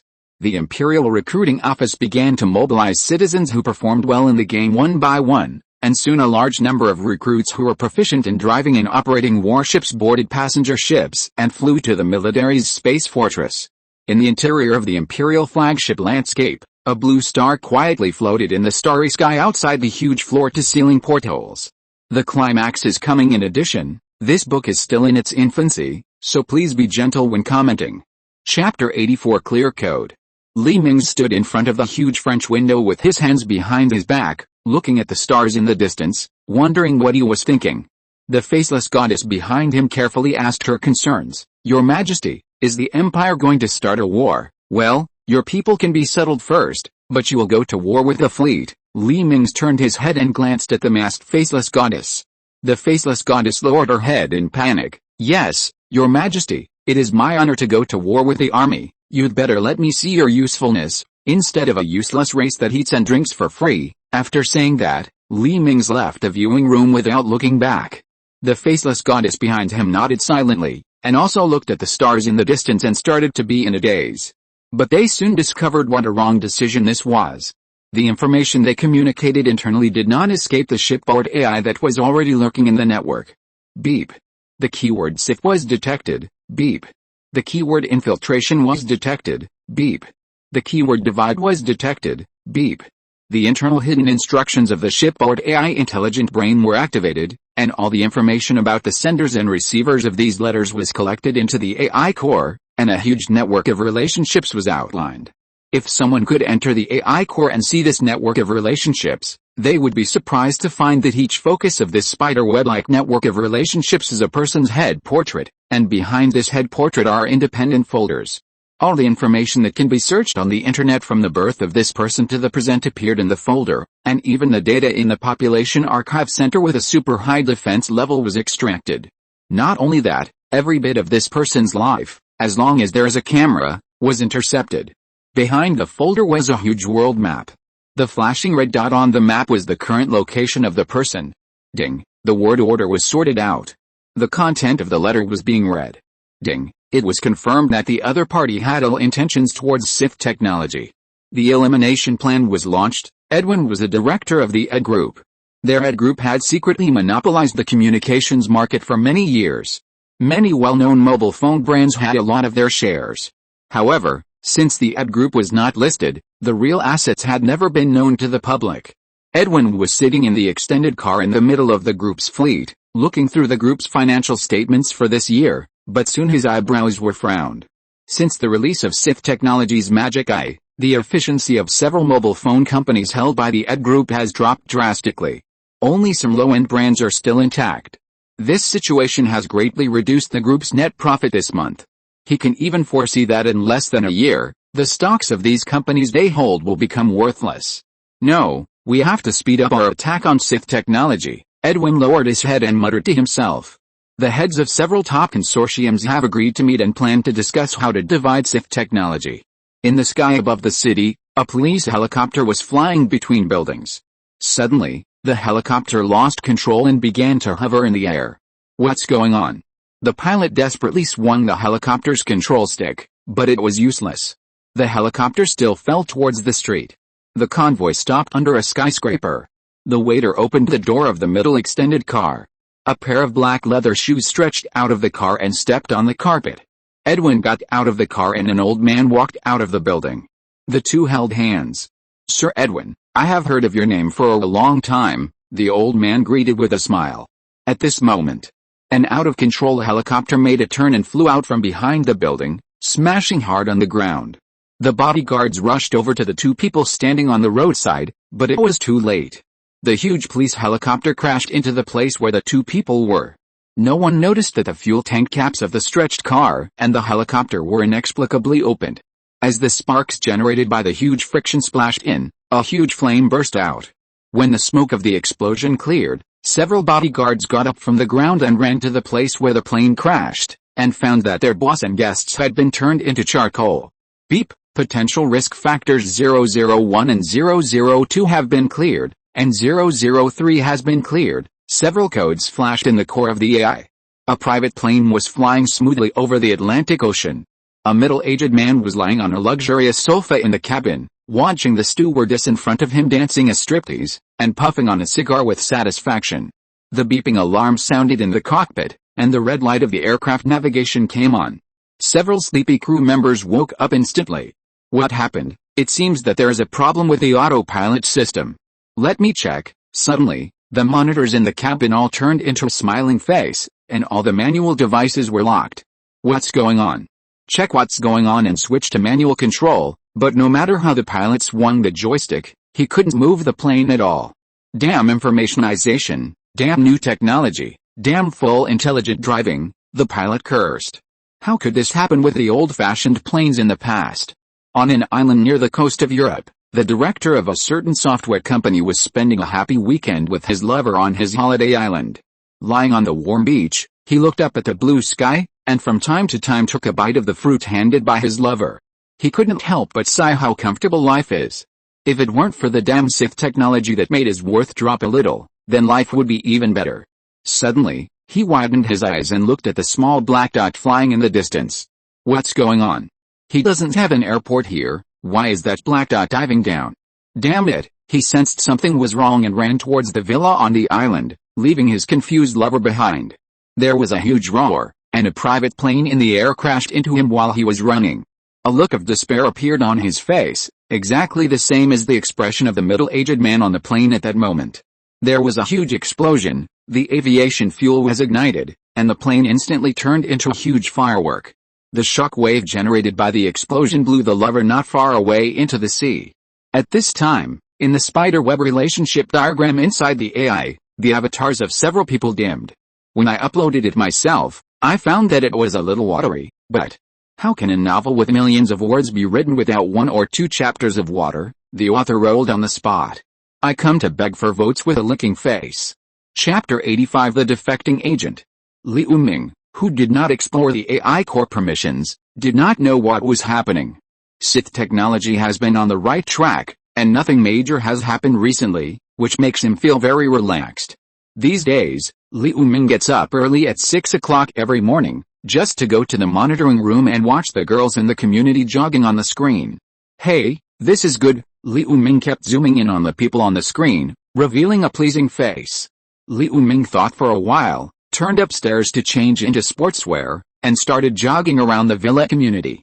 As he got closer and closer to the woman seen in the surveillance, Liu Ming even felt his heartbeat speed rise slightly. Beauty, you are also jogging in the morning, why haven't I seen you before? Liu Ming jogged to the woman and whispered to her. Hey, I haven't seen you either, which building are you from? The woman turned her head in surprise and looked at Liu Ming on the side. Liu Ming touched his nose. I live in building 13. I just moved here recently. Isn't this a morning jog to exercise my body? What a coincidence. I just moved here too. I live in building 15. Come visit me when you are free. The woman smiled slightly. She looked like an outgoing girl. My name is Liu Ming. What's your name? Su Bailing. It's a nice name, thank you for the compliment. Su Bailing smiled at Liu Ming, revealing 2 cute little canine teeth. The silhouettes of the 2 people running became longer and longer in the morning sun. 6 months later, in the bedroom of the villa, Liu Ming held Su Bailing's delicate body in his arms, his hands stroking her body. Liu Ming lowered his head and pursed his lips in hesitation. What's wrong? Su Bailing raised her head slightly and asked in confusion. Liu Ming hesitated and shook his head. It's okay, I just thought of something. Bailing, what would you do if the Earth was invaded by aliens one day? Su Bailing found a comfortable position in Liu Ming's arms again, waved her little fist and showed her cute little tiger teeth, saying, I will fight them to the end. Liu Ming sighed and fell into extreme entanglement. Actually, Liu Ming stuttered. What do you mean? Su Bailing stared at Liu Ming with her big watery eyes. Actually, I am from Sith. He hesitated. Are you an employee of Sith? I just bought this limited edition pink eye. Su Bailing happily turned over and got out of bed, and took out a pair of glasses like Sith magic eyes from her bag. Liu Ming snatched the Sith magic eye from Su Bailing's hand and broke it into 2 pieces. Don't use it. It has radiation and is bad for the brain. Su Bailing glared at Liu Ming and said angrily, even if it's bad, you can't break it. Liu Ming pulled Su Bailing in front of him and prepared to say something. At this time, in the underground monitoring room, a large number of codes suddenly appeared on the surface of Liu Ming's dedicated AI core. Keyword Sith found, keyword I am found, and the word order is being integrated for analysis. Alert, Agent 01 was found to have betrayed. Alert. Agent Liu Ming was found to have a tendency to betray the Empire. Execute the erasure program. The AI core transmitted a large amount of data to the intelligent brain AI in Wang Zhao's office. Elimination program received. Execution code 00424548 confirmed. Evidence of betrayal has been collected. And the cleanup team has set off. At a city airport next to a desert in the Pan-Earth Alliance, more than a dozen overseas Chinese returned to China. These more than a dozen overseas Chinese who entered the alliance through various channels were the elite forces secretly trained by the Sith Security Company in Africa. In an abandoned school on the outskirts of the city, 16 figures stood at the door of the abandoned teaching building waiting for something. Ma-kun, when will our equipment arrive? Feng Bing patted the shoulder of a middle-aged man beside him. I don't know, but since the boss told us that it will arrive at 10 o'clock, it will definitely arrive, Ma-kun answered blankly, and Feng Bing curled his lips. In a warehouse in the suburbs of this small town, dozens of robotic arms were busy, assembling parts printed by 3D printers one by one. The assembled products were placed in metal boxes, and then loaded into the trucks parked in the factory by the robotic arms extending from the roof. After loading all the metal boxes, the self-driving truck drove out of the closed warehouse and headed towards the abandoned school where Ma Kun and others were. The dazzling headlights illuminated the teaching building of the abandoned school. Ma Kun and others hurriedly rolled and hid behind the pillars and walls. "Who are you?" Feng Bing shouted. But it was quiet, with only the whistling sound of the wind blowing through the buildings. Just as Feng Bing was about to look out, everyone's watch received a message: "The equipment has arrived, receive it quickly, and start the cleanup mission." Ma Kun and others breathed a sigh of relief, left the bunker and quickly ran to the back of the truck. As the red light swept across Ma Kun's face, the door of the compartment opened to both sides. Several people lifted the boxes in the compartment and laid them on the ground in a row. As several people put their palms on the metal box slowly stretched out, revealing the power armor and rail rifle inside. Several people hurriedly took off their clothes, revealing the tights inside. Helping each other put on the power armor, with a click of the rifle loading the magazine, Ma Kun's cleaning team put on the equipment and jumped into the cargo box of the truck. The truck spun out of the abandoned school and drove towards the villa where Liu Ming was. The night of the small town was dry and silent, and the streets were quiet and empty. At this time, the appearance of a truck broke the silence of the small town. 5 minutes to reach the target location. Check the equipment, Captain Ma Kun shouted to the team members. The sound of this assembly was heard, and everyone began to check their equipment. 5 minutes passed in the blink of an eye, and the truck stopped outside the wall of the villa community. Ma Kun and others jumped off the truck, and the rubber pads at the bottom of the power armor fell to the ground without making a sound. Several people took a short run and jumped lightly, easily crossing the 2-meter-high wall and landing in the villa area. Several people took turns to jog forward. Safe, Ma Kun and others had quietly arrived outside Liu Ming's villa. "Captain, there are cameras in the yard," Feng Bing whispered on the side. Ma Kun shook his head. "My boss has notified me that the surveillance here has failed." The cleanup team, who were sure it was safe, slowly approached Liu Ming's villa with rifles. As the door of the villa was opened with a master key, a ding-ding-ding sound suddenly rang out. "Damn! In what era are there still people using such primitive early warning equipment?" Ma Kun's face changed and he picked up a can from the ground. At this time, Liu Ming, who was sleeping in the bed with Su Bailing in his arms, suddenly woke up. After reading the previous comments, "Since you guys really want it, I'll give it to you." Chapter 86 Cleanup Team. Liu Ming pulled up Su Bailing who was sleeping soundly. "Hide in the closet, someone is coming." Liu Ming held her shoulders and shook Su Bailing to wake her up. "Ah, someone is coming." Su Bailing lost all her sleepiness in an instant, and her hair stood on end. "Shh, don't disturb them, you hide, I'll deal with them, remember not to call the police," Liu Ming said and walked carefully to the door. Su Bailing nodded and nestled in the closet. As the closet door was closed, only a ray of light came in through the crack of the door, and Su Bailing trembled with fear. Liu Ming carefully opened the bedroom door a little, and after confirming that there was no one in the corridor, he ran towards the study in small steps. His equipment was stored in the study. "The target is found, moving, everyone attack." Ma Kun heard the footsteps coming from upstairs and ordered loudly. More than a dozen team members rushed up the stairs. Liu Ming in the study just had time to pick up the assault rifle when he heard the dull footsteps of the power armor stepping on the floor. Damn it, he picked up the rifle and pulled the trigger frantically at the wall in the direction of the corridor. Several members of the cleaning team who had just climbed the stairs to the corridor were instantly torn to pieces by the bullets that burst out from the wall. The surrounding villas were frightened by the bursts of gunfire and turned on the lights one after another. These owners wanted to call for help but found that the signal had been blocked. They could only hide in their basements in fear and pray secretly. "The enemy has advanced weapons. Everyone hide," Ma Kun shouted after seeing that his and others' power armor did not play any bulletproof role. Several team members who had already gone upstairs fell to the ground in an instant. Unfortunately, they underestimated Liu Ming's quality. As a pilot of the Empire, he not only received driving training, but also received physical training, close combat and other training, including how to survive when surrounded by the enemy. Although he was just an ordinary fighter pilot in Sith, his ground combat quality even exceeded that of special forces on Earth. Liu Ming's ears moved and heard a few muffled sounds. If nothing unexpected happened, the enemy should lie down. The corners of his mouth showed a common sneer, and he pointed the gun at the root of the wall. As the bullets were fired, The cleaning team members lying on the ground were penetrated by the bullets shot from the wall before they could react. Bright red blood flowed out of the power armor. Fire at the room. After hearing the order, everyone aimed their rifles at the wall of the study at the stairs. Several streams of metal gushed out, and the wall of the study was instantly shattered by a large number of bullets. Rays of light shone through the gap.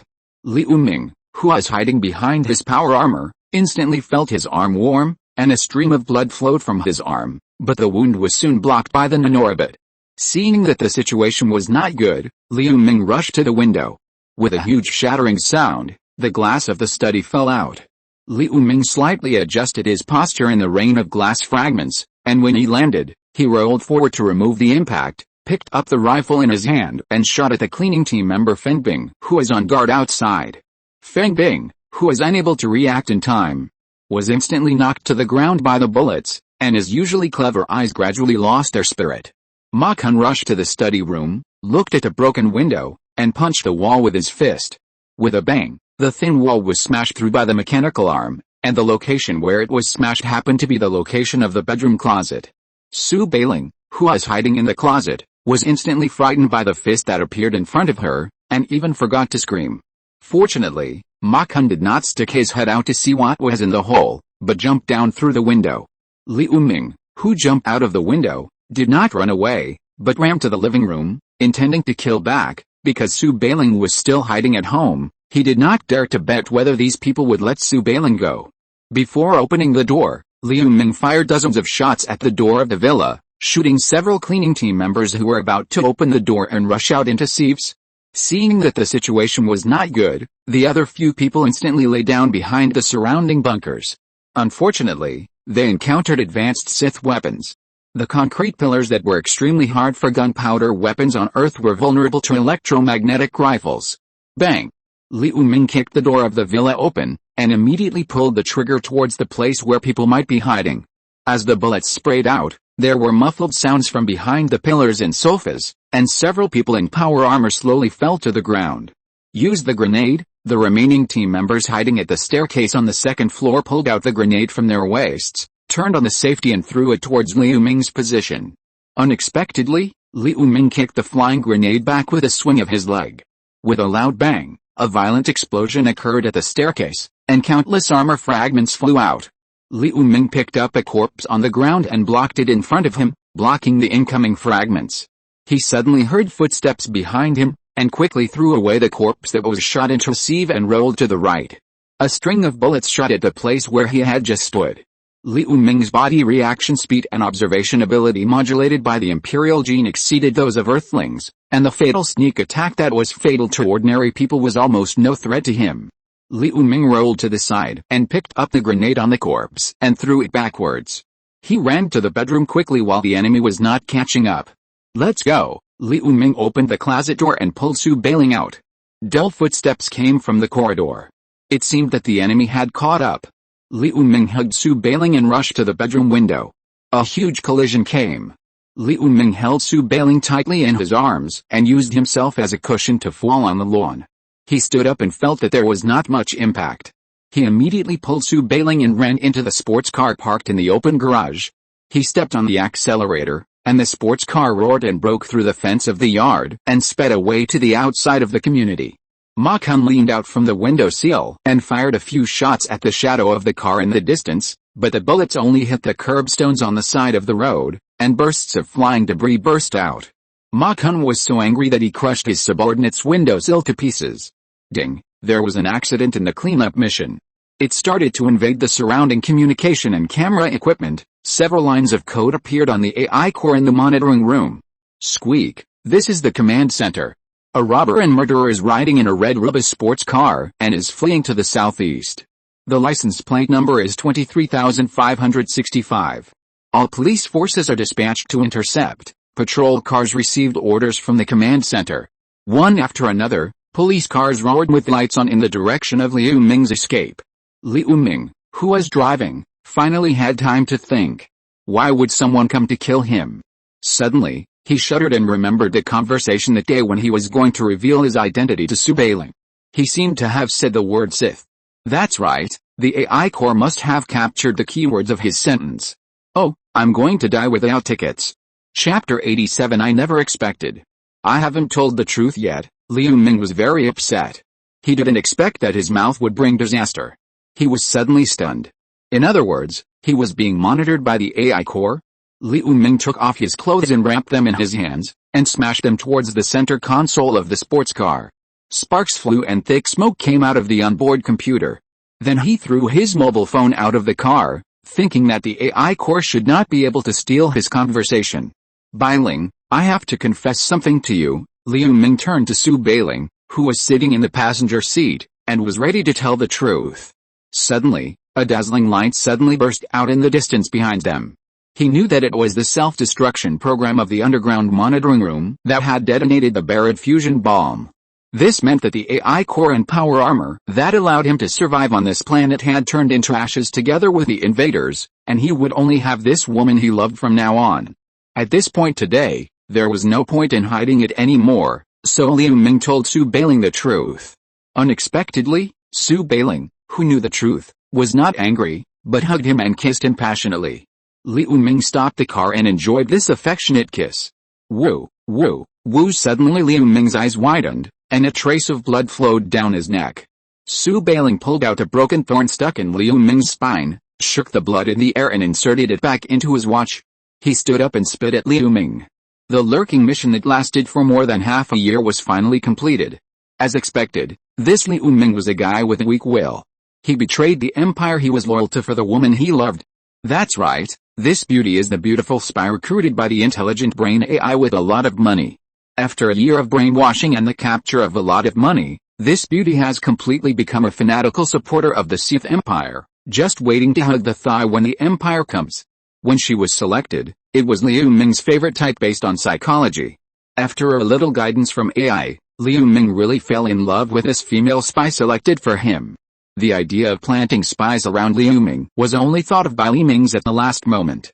The other cleanup teams were taught by Zinio after he came to Earth by downloading novels from Kidian. People with weak wills will end up like this. If there is a next life, learn to be smarter. Su Bailing took out a straw from the trunk of the car, sucked out the gasoline in the tank, and sprayed it in the sports car. She lit a cigarette, turned her back to the car, took a deep breath, and walked forward. As the cigarette butt drew a beautiful parabola in the air, the car behind her turned into a huge pile of fireworks. An unmanned car approached from a distance and stopped beside Su Bailing. Su Bailing opened the door and got in. The car drove quietly into the distance, leaving behind beautiful taillights. Ma Kun, who was left alone, also got on the plane back to Africa. The entire remote town seemed as if nothing had happened, until a group of police cars surrounded the burning sports car demarcation line. In the Empire at this time, Clark is a merchant from the Mingze Alliance. Today, he received a strange commission. Someone from the Mingze Alliance bought a floating yacht produced in the Empire. And he was the transporter responsible for transporting this yacht. What made him wonder was that there were many manufacturers of this kind of yacht in the Mingze Alliance, so why did they go to the Sith Empire to order it? You know, the freight for this trip is enough to buy 5 of these floating yachts. Maybe this is what rich people do. Clark shook his head and threw the question out of his mind. The huge cargo ship arrived at the Sith airport, and a loading and unloading drone put the huge container into the cargo hold of the cargo ship. The staff on the screen nodded at Clark, and Clark also nodded politely with his huge mushroom-shaped head. The mechanical arm that was absorbing the cargo ship gently released, and the cargo ship flew into the starry sky with flames. In a remote galaxy within the Mingze Alliance, a huge transport ship appeared in the starry sky. In the captain's room of the transport ship, Clark grabbed the towel from the side, wiped the dormancy fluid on his face, and then climbed out of the dormancy chamber, complaining that he had bought fake dormancy fluid, which was very smelly. A few hours later, the transport ship sailed into an empty airspace, where the rich man asked to unload the goods. Damn, why do we have to go to such a remote place to unload the goods? If the goods had not been scanned by customs, I would have thought they were drugs, Clark muttered with a blade of grass in his dry mouth. A few hours later, just when Clark was getting impatient, a transport ship slowly appeared on the radar of his spaceship. Captain, there is a communication request, a crew member shouted. Come in. A huge mushroom face appeared on the screen in the bridge, and the tentacles under the cap were still flying in the air. Well, you did a good job. Just unload the goods here. There is nothing for you to do next, Clark muttered twice and asked his men to open the door of the cargo hold. Dozens of drones flew out from the opposite transport ship. These drones dragged the huge container and the cargo hold into the starry sky. After confirming that the other party had delivered the remaining freight, he turned the transport ship around and left. The container that was dragged out of the spaceship sprayed high-pressure gas around it, and the huge box slowly unfolded, revealing the streamlined floating yacht inside. In the transport ship that received the goods, several Sith people sat in the conference room. FX plan begins. After the plan is completed, everyone will commit suicide together. Don't leave any traces. Yes, sir. One after another, the engineering drones flew towards the streamlined floating yacht. After a while, the outer shell of the yacht was opened. The drone installed the parts carried by itself into the yacht with the outer shell removed. After a few hours, the originally luxurious floating yacht had changed drastically and turned into an unknown diamond-shaped machine. The plan is launched. As the person in charge finished speaking, the diamond-shaped machine emitted a gray light, and after a while it returned to silence. How is it? Was it successful? The person in charge turned and asked the technicians around him. Sir, the plan has been a perfect success. We have lived up to His Majesty's expectations, the technician saluted and answered loudly. Very good, our mission is accomplished. Long live His Majesty. Long live the Empire. After that, the person in charge took out a button in his arms and pressed it hard. The huge transport ship in space emitted a dazzling light, blowing itself and the diamond-shaped machine into fine powder. This piece of starry sky seemed as if nothing had happened. Then several patrol ships came here, and they could only conclude that something had exploded violently. Other things were unknown, so they could only leave helplessly. Don't guess my plot, I've said it several times, ha ha ha ha. If you are convinced, throw tickets at me, or pick up some coins to throw, I don't mind ha he. Chapter 88 Cruise Ship Massacre. In the Mingze Union, a passenger ship of the Sith Empire is flying to its next destination, series. This ship is specially built for ultra-long-distance interstellar voyages. The streamlined hull is more than 300 meters long, 100 meters wide and high, and the huge thruster spews out a faint blue light at the stern. This passenger ship has up to 20 floors of cabins, with theaters, karaoke bars, cinemas, supermarkets, amusement parks and other entertainment facilities inside. When the ship is about to reach its destination, the passengers will be awakened from hibernation to experience the unparalleled entertainment facilities on the ship and spend this wonderful voyage. Beep, beep, there are 3 days to reach series. Start waking up passengers, the AI prompt sounded from the cockpit of the ship. Several crew members on duty turned on the switch, and the lights on the entire ship suddenly lit up, illuminating the suspended hull in the middle with golden splendor. Streams of clear water flowed from the hull to the pool at the bottom of the hull, forming a series of spectacular waterfalls. As the lights in the corridor lit up one by one, the dormant chamber in the cabin of the spacecraft was slowly lifted up and tilted at a 45-degree angle. With a sound of drainage, the dormant liquid in the dormant chamber was discharged into the wastewater pool along the pipe. Dear passengers, welcome aboard the Quantum Interstellar Cruise. Now please go to the central hall of the spacecraft to attend the inaugural banquet, the captain's deep voice sounded on the ship's broadcast. After washing and putting on their dresses, the passengers in the dormant chamber walked towards the central hall in groups. Elegant music sounded, and people in the hall danced to the music. Waiters carried food and various fine wines and shuttled among the crowd. The captain stood on the top floor of the hall with an e-cigarette in his mouth and nodded with satisfaction. It seemed that this party had aroused everyone's atmosphere and he could get a high bonus again. At this moment, a huge vibration suddenly came. The people who were dancing were shaken and stood unsteadily. Screams came from the hall. Everyone be quiet. Don't panic.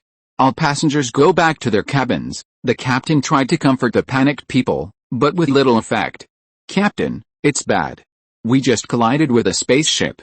It hit in the asteroid belt and evaded our radar. A crew member ran from the cockpit in a panic. He fell to the ground without paying attention, but soon he rolled and crawled to the captain's side. What's going on? Didn't we sign a peace treaty with the Mingze Alliance? The captain frowned. Captain, it might be pirates. We encountered pirates. Bang bang bang, several huge explosions sounded, and the hatch leading to the hall was suddenly blown open by the concentrated explosion. More than a dozen fungi wearing strangely shaped power armor rushed in from the broken door. Without hesitation, the weapons in their hands sprayed out a torrent of metal, and bullets pierced through everyone in the hall. The passengers screamed and fled in all directions, but the intersections leading to the hall were controlled by these fungi, and people had nowhere to hide. Some timid men put their female companions in front of them in the hope of surviving, but the metal bullets accelerated by the orbital accelerator easily penetrated the two people hugging each other, shooting a scarlet straight line in the crowd. Various screams were heard, but these Mbechi pirates had no mercy at all, and their weapons were still shooting at the people in the hall. People's fragile bodies were penetrated and torn apart by high-speed bullets. After a while, there were few living people who could stand in the hall. A dozen Mbechi pirates took out their pistols and called out the names of those who were still struggling in the hall. The captain on the top floor of the hall was so scared that the cigarette in his mouth fell to the ground, and a dampness came from his crotch. He ran towards the escape pod regardless of his wet pants. But these Mbechi people did not give him this opportunity. The Mbechi pirates blocking the passage raised their pistols and sent him to heaven. "Go search the cabin. Make sure to clear this ship," the leader of this group of pirates said loudly in Mbechi. The Mbechi pirates in the hall turned around and walked into the cabin, shooting open the locks of the room doors one by one, and rushed in with guns raised. AI Mingze was a crew member in charge of the monitoring room. She was on duty when the massacre occurred. AI Mingze covered her mouth and watched the passengers being shot and killed by the pirates, trembling with fear. But she thought of something, inserted the storage device on her neck into the monitoring host, and copied the massacre video of these fungus and Mbechi pirates. After the copy was completed, AI Mingze rushed out of the door. She didn't know if these people would destroy the evidence.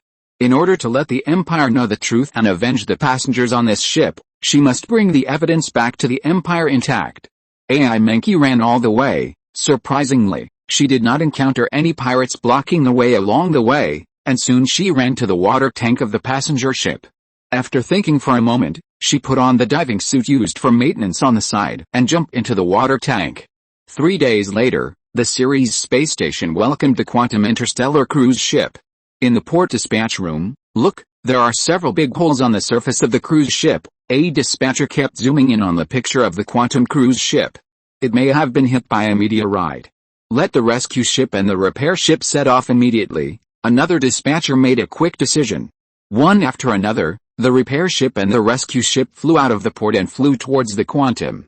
The control console calls the Quantum. The control console calls the Quantum. The dispatcher in the dispatch desk kept calling the communicator. After calling for a while, it was found that the Quantum still did not send any message. The dispatcher hurriedly transferred the call to the port manager. "Sir, the Quantum cruise ship is suspected to have been hit by a meteorite and has lost contact with us now." The person in charge on the other end of the communicator nodded. "Send the Marines on board immediately. I want to know what happened." Soon after, a landing ship full of Marines flew towards the approaching Quantum. The hatch of the landing ship docked accurately on the airlock of the Quantum, and dozens of Marines from the Mbechi Alliance rushed into the spacecraft. No signs of life were found. As the crowd went deeper, they came to the hall in the center of the spaceship and were shocked by the scene in front of them. Corpses were piled up all over the ground, and the black blood flowed all over the hall. This scene was spread over more than 10 floors in the middle. "Spread out and look for survivors," the commander of the Mbechi Marine Corps waved his tentacles and ordered. Many soldiers scattered and searched for survivors throughout the spaceship. "Thank you brothers for your rewards. Please collect and recommend." If you're listening to this novel on a channel other than Fanfic World, it means they downloaded and uploaded it without effort. We cordially invite you to visit our channel, Mundo Fanfic Novelis.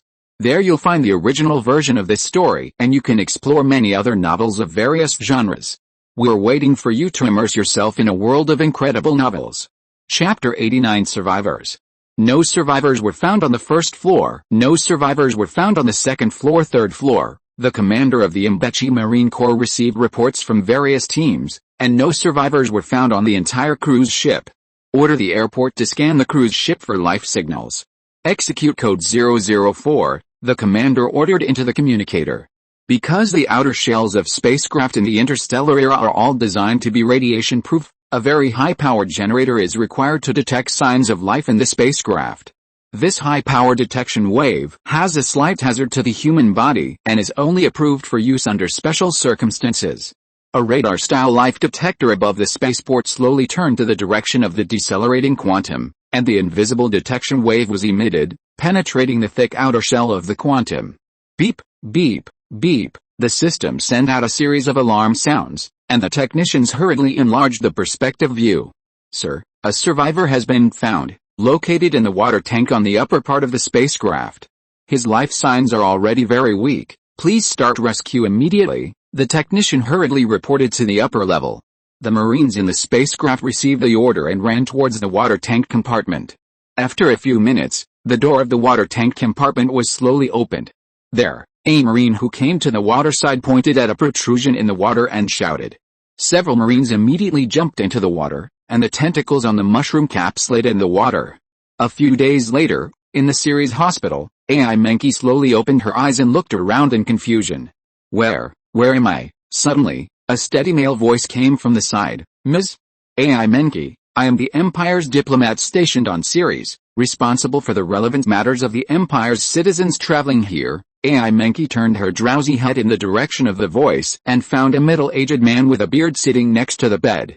AI Mingze, who was originally confused, woke up instantly, and her hands frantically touched her neck until she touched the metal pendant hanging around her neck and slowly breathed a sigh of relief. Mr. Diplomat, cough, we were attacked by the people of Mingze, and we must report it to the Empire. AI Mingze reached out and grabbed the middle-aged man's hand and whispered. But there is no evidence. The security computer storing the video has been destroyed. The Empire's investigation team will be here in a few days. You can rest assured and recover from your injuries, the middle-aged man sighed. AI Mingze wanted to say something, but stopped instantly. She didn't really trust this diplomat. It would be better to wait until the Empire's investigation team arrived before handing them the evidence. A shuttle-shaped fast shuttle slowly docked in the spaceport of Ceres. Dozens of Imperial Marines in black power armor escorted 5 investigation team officials into the spaceport. Welcome to the investigation team of the Sith Empire. We have prepared a welcoming banquet for you. Come and taste the unique food of our series. The receptionist who had been waiting for a long time came up. The inspection team official shook his head and said, let's go and see the surviving Ms. AI Mingze first and find out what happened. After that, the inspection team walked towards the hospital and the spaceport under the escort of the soldiers. Bang, bang, bang, a knock on the door came, waking up AI Mingze, who was in a daze. Please come in, AI Mingze said softly. The door of the ward opened to both sides, and several officials in black robes walked in, while dozens of guards stayed in the corridor. You must be AI Mingze, we are the special investigation team of the Empire.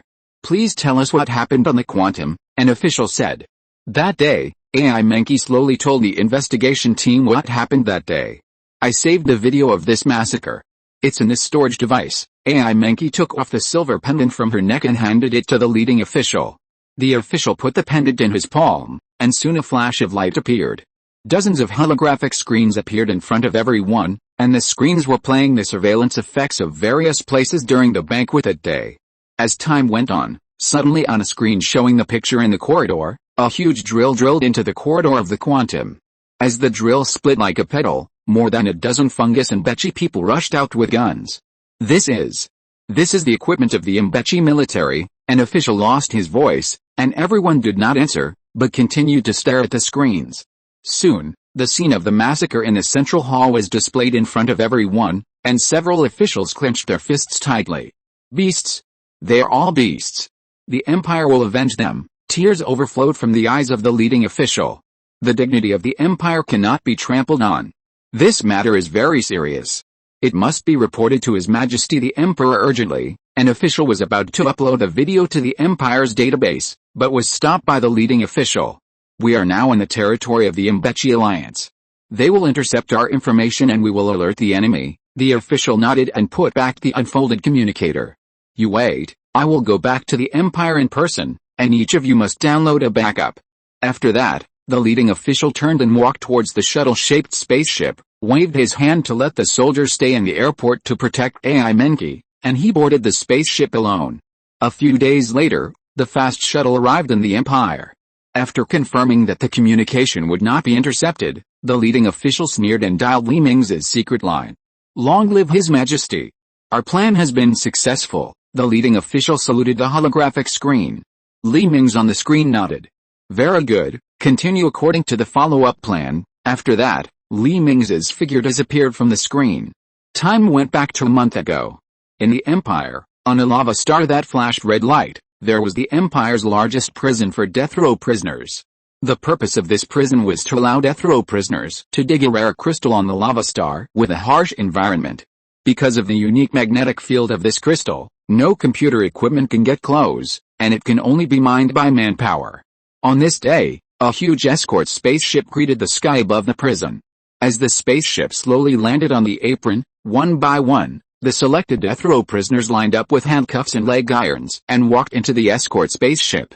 After everyone got on board, the spaceship sprayed blue flames and left the lava star. On the new home star, a huge gray building stood on a huge island, and the words Third Special Research Institute were sprayed on the outside of the building. The escort ship slowly landed on the apron next to the gray building, and the Imperial Royal Guards in black and gold power armor stepped forward to escort the prisoners one by one to the Third Research Institute.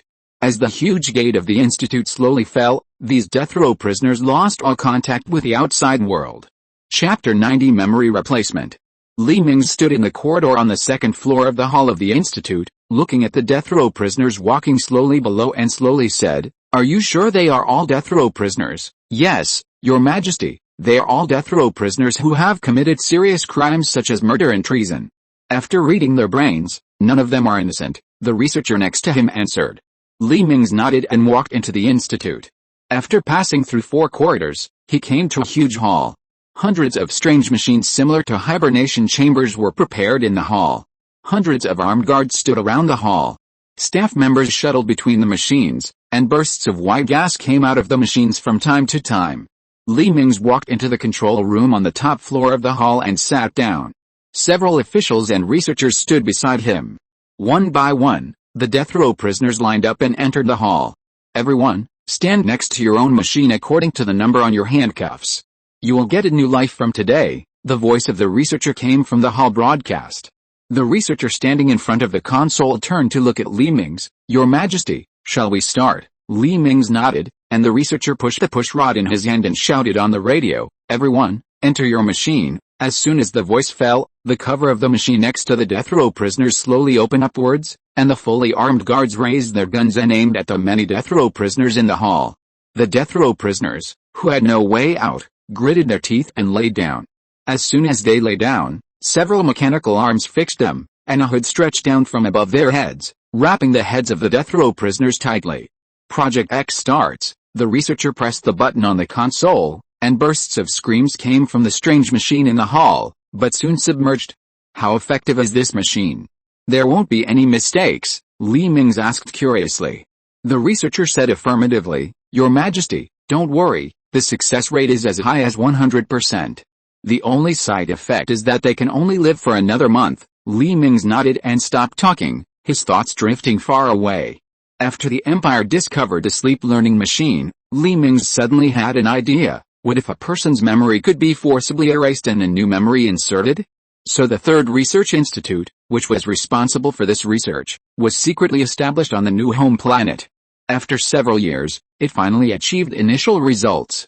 Although forcibly inserting memories will cause brain collapse and the experimental subject can only survive for another month, 1 month is enough for this plan. 2 days later, Plan X has come to an end, and Li Mingze came to the control room in the hall again. As the countdown ended, the shield on the memory infusion machine in the hall slowly rose, revealing the death row prisoners who were twitching inside. At this time, a group of soldiers came up and carried the death row prisoners who had lost their ability to move in the infusion machine onto stretchers and left the hall. In a room not far from the hall, the death row prisoners were removed from their handcuffs and leg irons, put on brand new tights, and the barbers on the side quickly gave them a brand new hairstyle. After the arrangement was completed, the death row prisoners were put on stretchers again and carried into the landing ship waiting on the apron. The landing ship's anti-gravity engine started, and the thrusters on both sides turned to the ground and sprayed blue tail flames, pushing the landing ship away from the Third Research Institute. In a meteorite area in the New Home Galaxy, a huge cruise ship was quietly floating in space, but the calm was soon broken by a flying spaceship. An Imperial landing ship slowly docked beside the cruise ship, and a docking bridge was connected to the cruise ship. The soldiers of the Imperial Royal Marines carried the death row prisoners who had been transformed to the interstellar cruise ship and put them into the dormant chambers in various cabins. 3 hours later, the landing ship left a meteorite area, and the interstellar cruise ship Quantum also flew towards the territory of the Mingze Alliance under the control of the computer. In the capital of the Sith Star, on the 4th floor of the Blue Brick Underground, in a secret room, 20 landing chambers were lined up in a row. 20 elite members of the Royal Guard stood in a row in front of the landing chambers, looking a little excited. They did not expect that His Majesty the Emperor would personally meet them before departure. How could this not make them excited? Li Mingze paced back and forth in front of everyone. "Do you know all the missions this time?" Li Mingze asked loudly. "I know. I want you to complete this mission perfectly. Do you have confidence?" "Yes. I guarantee that you will complete the mission. Long live His Majesty. Long live the Empire," the deafening voice echoed in the room. Li Mingze nodded and waved his hand, and the elites of the Royal Guard quickly ran to their respective landing chambers and lay down in them. As the hatch closed, the light green liquid wrapped around their bodies, and the elites of the Guard slowly lost consciousness. In the Ceres system in the Mingze Alliance, an abandoned asteroid mine purchased by an imperial businessman. The lights suddenly lit up in the dilapidated warehouse, and 20 dormant chambers slowly rose from the ground. As the hatch of the dormant chamber opened, the elites of the Royal Guard opened their hazy eyes. One by one, huge fungi crawled out of the dormant chamber. These 20 Mingze people were the crystallization of artificial human technology, robot technology and cloning technology. The Mingze people's bodies are wrapped in mechanical skeletons controlled by brain chips, and the brain is replaced by a bionic human brain. The guards staggered out of the hibernation chamber. They were still a little uncomfortable with this strange body. Fortunately, it would take half a month for the Quantum to arrive, so they had plenty of time to get familiar with this body. Then they put on special power armor and walked to the warehouse of the abandoned mine to start their half-month special training. Half a month later, a strange-shaped spaceship left the abandoned mining site and flew into the asteroid belt. Soon after, a violent explosion occurred in the mining site, turning all evidence into ashes. The strange spaceship quietly came to the asteroid belt and hid behind an asteroid. As time passed, the Quantum interstellar cruise ship approached the ambush position of the strange spaceship. The strange spaceship, which had been prepared for a long time, crashed into the side of the Quantum. And the huge drill easily penetrated the shell of the Quantum and came to the corridor of the spaceship. As the drill was opened, the Mingze disguised as the Royal Guards came out of it wearing power armor and holding rifles and came to the corridor. "Execute according to the plan and start the action," the leading Mingze whispered in the communicator. "Yes, sir." 20 people dispersed and ran to their respective floors. Meanwhile, in the lobby of the spaceship, many death row prisoners whose memories had been erased were immersed in their happy journey. They were no longer death row prisoners, but entrepreneurs, engineers, etc. Many death row prisoners who had been instilled with the new memories performed the entire drama vividly. A new week has begun, so let's vote for recommendations. Chapter 91, Creating a Pretext for Declaring War. AI Mingze didn't know that her every move was under the surveillance of the Empire, and she was the survivor of this plan. Many Mingze pirates who received the news consciously bypassed a cabin where AI Mingze was, and at the same time made way for her to the water tank. That's right, the Empire had left a hint in her brain when she input her memory half a month ago. As long as she felt fear, this hint would be activated, guiding her to escape to the water tank. After killing all the death row prisoners, the pirates disguised as the Imperial Royal Guard returned to the strange spaceship with the money in the spaceship. The strange spaceship spewed flames and flew towards the distant star. 20 Royal Guards took out their pistols and pointed them at their heads, gently pulling the trigger. Bloody bullets flew in the cabin, and the strange spaceship flew to the star with the bodies of everyone, destroying all evidence that affected the Empire's plan. At this time, the Empire's Ministry of Foreign Affairs also issued a diplomatic notice to the Mingze Alliance and sent out the video of the Quantum Cruise tragedy, and broadcast a righteous condemnation message to the countries near the Empire. On June 21, 2028 of the Sith Empire calendar, an Imperial Quantum Cruise ship carrying 358 Sith citizens was attacked by pirates in the Mingze Alliance. It suffered a heinous massacre. Only one of the 358 people on board survived, The lives of my imperial citizens have disappeared in a foreign star field inexplicably. This massacre is a contempt for the authority of the Sith Empire. It is a disregard for the lives of the citizens of the Empire. The Empire solemnly demands that the Mingze Alliance capture and hand over the culprit of this tragedy within 3 months. I, Mingze, would like to express my condolences to the 357 Imperial citizens who have passed away on behalf of all the citizens of the Sith Empire. The Empire will never let an executioner go. My Sith Empire hereby promises to the Imperial citizens abroad that no matter where you are, the Empire will be your strongest backing. The countries surrounding the Sith Empire were in an uproar. It was just a citizen of a spaceship. They made such a fuss. They didn't know how many people died in the hyperspace. The Mingze Alliance was very anxious at this time. They didn't expect that this incident would be so serious and directly escalated to the level of diplomacy. While the Mingze Alliance began diplomatic contacts, it set up an investigation team to catch the pirates who caused the incident and vent their anger. At the same time, they replied to the Sith Empire, my Mingze Alliance will definitely catch the pirates who massacred your citizens. I hope the Sith Empire can remain restrained. There is still a lot of room for communication between the two sides, Mingze sneered after receiving it. If you can find me, I won't go back to Earth. 3 months passed in a flash, and the investigation team set up by the Mingze Alliance found nothing. The robbed items were not found, and the spaceship used for the robbery was not found. The top leaders of the Mingze Alliance were anxious. As expected, the Sith Empire sent them another notice, informing them that if they did not hand over the pirates who caused the massacre to them in the last week, they would sue the Mingze Alliance. What court? Of course. It is the Supreme Court of Stars established by the Empire itself. Judges come from the Sith Empire, the Sith Empire, and the Sith Empire. Mingze returned to the Sith Empire in a spaceship under the escort of the Imperial Marines. Located in the near-stellar orbit of the Cape of Good Hope galaxy. A huge disc-shaped space station, with a diameter of 4.3 kilometers, floats quietly next to the star. The bottom of the disk is a 4-sided pyramid-shaped tower. At the junction of the tower and the disk, 3 3-kilometer-long extension arms extend out of the disk and rotate slowly, like the blades of a windmill. A huge opening hundreds of meters wide was opened in the lower half of the disk. This is the port of the Supreme Court of Stars. The small passenger ship carrying Mingze slowly flew into the port of the space station. A layer of blue light film blocked the air in the port inside the port. This layer of blue light film is the latest technology developed by the Empire based on the research data of the Parker Alliance and the planetary shield of the Emin star. Unfortunately, it only has the ability to block air and cannot defend against attacks. As the spaceship was sucked by the mechanical arm in the port, a transparent pier extended from the port to the airlock door of the spaceship. Mingze was surrounded by the crowd and came to the lounge next to the trial hall.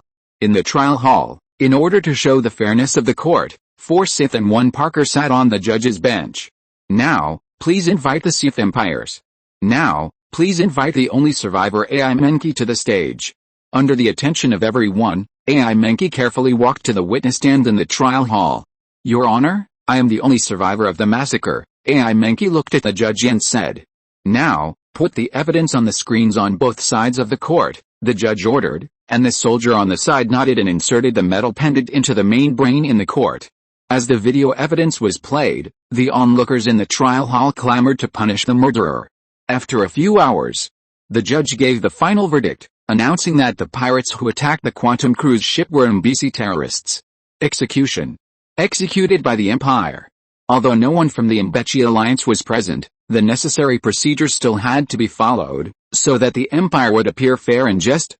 On October 25, 2028, the Empire broadcast a notice to neighboring countries regarding the terrorist attack on the Quantum cruise ship and listed them as terrorists. On October 26, 2028, the ready-to-go first and second fleets of the Empire assembled in Moroni, a border system close to the Mingze Alliance. Countless warships obscure the war fortress on the Moroni orbit, and supply ships shuttled between the fortress and the warships. The assembled orbital Death Army and the Imperial Marines had also boarded transport ships and landing ships to advance towards the Moroni system. The engine of the entire Imperial chariot seemed to be injected with an accelerant, accelerating the Sith Empire's chariot faster and faster. On October 28, 2028, the reorganized First and Second Fleets flew to the edge of the Moroni system, and with a white flash, the Empire's first and second fleets disappeared into space. On October 29, 2028, the Empire announced a blockade of the border adjacent to the Mingze alliance, and all economic exchanges between the two countries were stopped. The Mingze people in the Empire were also detained. Soon, the Empire announced that it had entered a wartime economy, and all private enterprises and individuals began to contribute their efforts to the Empire's war machine, free of charge. And all entertainment activities in the Empire were frozen. All singers can only sing war songs and national anthems, and TV series and movies have all become various movie videos that promote the Imperial Army. The only exception is that fantasy, which is used to screen potential soldiers, is still running normally, which has caused a large number of citizens who have no entertainment activities to move into the game. Take the opportunity to blacken the Americans. Please vote. Why are there so few votes today? Chapter 92 Declaration of War. Note, from this chapter on, light cruiser is renamed frigate. A violent blue electric light suddenly appeared at the edge of the Waston Galaxy, the border of the Mingze alliance. In the observation station at the edge of the Waston Galaxy, the alarm sounded throughout the base, and several urgent messages were sent to the planetary government on Waston II and the capital star of the alliance. At the same time as the electric light appeared, the Ministry of Foreign Affairs of the Sith Empire sent a declaration of war to the Mingze alliance. At the same time, it announced to the surrounding countries that this war was just a group of interstellar terrorists hid in the Mingze alliance, but the Mingze alliance sheltered them. This behavior is extremely shameful. There is a price to pay. The dignity of the Empire cannot be trampled on. But what surprised the Mingze alliance was that after the flash appeared in the Manhattan Galaxy, an ordinary transport ship jumped out. In the energy cloud at the edge of the Comanche Galaxy next to the Waston Galaxy, a fleet consisting of hundreds of destroyers, hundreds of frigates and thousands of transport ships disguised as warships left the hyperspace and came to the universe. In the bridge of the flagship of this fleet, Ho-Yun, who had been promoted to the commander of the Third Fleet, was sitting on the command seat, playing with a command knife in his hand. A vibration came, and the holographic screen of the battleship bridge changed from a purple to pale yellow starry sky. The yellow nebula in the distance was clearly visible, reflecting the starry sky beautifully. Report. We have arrived at the Comanche Galaxy. The energy fog in the nebula has caused strong interference to a radar. The crew member in charge of the ship's radar stood up and saluted Ho-Yun and reported. Send detectors around. Provide us with early warning. Ho-Yun put the command knife in his hand back into the scabbard and stood up to order. The warehouses of several destroyers in the fleet slowly opened, and hundreds of detectors flew around. As the detectors flew around in the bridge, the space around the ship and the holographic screen gradually changed from a blur to a clear holographic image. No enemy found. Very good. Move towards the predetermined target. Ho-Yun selected the target that had been explored before departure on the map in front of him, Comanche Star. Comanche Star has a diameter of 11,963 kilometers, a thin atmosphere, a harsh climate, very little water resources on the planet, and 90% of the planet's surface is covered with desert. The temperature difference is extremely large. The desert is extremely cold at night, and it can reach extremely high temperatures under direct sunlight during the day. It is simply an uninhabitable and barren planet. However, since the Mingze alliance discovered a prophet's ruins on Comanche Star, several large scientific research bases and space stations have sprung up here. There's even a small escort fleet in the orbital space station responsible for the safety of this starfield. The Empire's fleet is advancing rapidly towards Comanche Star, and a large number of deep space probes are constantly dispatched along the way. The beeping alarm sounded in the warships of the Mingze Guard fleet, and the detectors hidden in the meteorite discovered the Imperial fleet approaching at high speed. Dozens of Mingze frigates ignited their thrusters and slowly left the dock port. In the Mingze space station, the commander in charge of the guard fleet smiled as he watched the red dot on the radar approaching. As expected by the think tank, the Sith Empire has sent out a decoy fleet. Let's have some fun with the Sith Empire. The Mingze escort fleet that left the port did not leave, but instead circled around the space station. The Empire's fleet was getting closer and closer to the Comanche Star, and the pale yellow Comanche Star was vaguely visible. The Empire's fleet began to change its formation, with dozens of destroyers staying in the middle of the formation and frigates moving to the two wings of the fleet. General, we will reach the orbit of the Comanche Star in 15 minutes, A crew member in the Empire's flagship reported.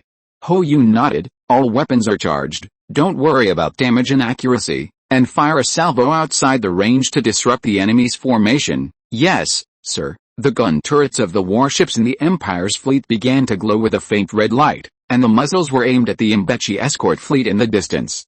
Zzz! The sound of beam cannons fired simulated by the computer sounded in the warships, and red beams shot towards the distant Mingze warships. Looking at the beams, the commander of Mingze was not fooled. All warships, don't move. After this ultra-long-range firing, the beam cannons will not have much power left. Use shields to get through. The Mingze fleet was no longer panicked, but increased the power of the shields. A touch of blue halo flashed on the warship armor. Countless red beams arrived in the blink of an eye and hit the Mingze fleet. The shields of the Mingze warships showed their shapes in the attack, and the blue light film covered the warship armor. The shield loss rate is 11%. It is expected to recover in 5 minutes, the soldier reported to the fleet commander on the side. The commander of Mingze nodded with satisfaction and order the space station weapons to start charging, and the fleet will make irregular maneuvers around the space station. Do not leave the protection range of the space station. Yes, sir. The soldier saluted and turned away. The Mingze space station turret slowly turned towards the direction of the Imperial fleet. Unlike the Empire, Mingze used kinetic weapons, namely electromagnetic railguns. Unlike the Empire's vigorous development of energy weapons, the Mingze alliance did not choose to develop energy weapons, but developed railguns to a new level, giving them stronger destructive power than beam weapons, but the energy storage and cooling time were much longer. A few minutes later, the Imperial fleet entered the range of the railgun, and metal bullets flew out of the barrel and attacked the Imperial fleet. Open the shield and prepare for the impact, Ho Yun commanded calmly. Through the holographic screen, everyone saw hundreds of meteors flying from the direction of Comanche Star, and in the blink of an eye, these meteors hit the shield of the battleship.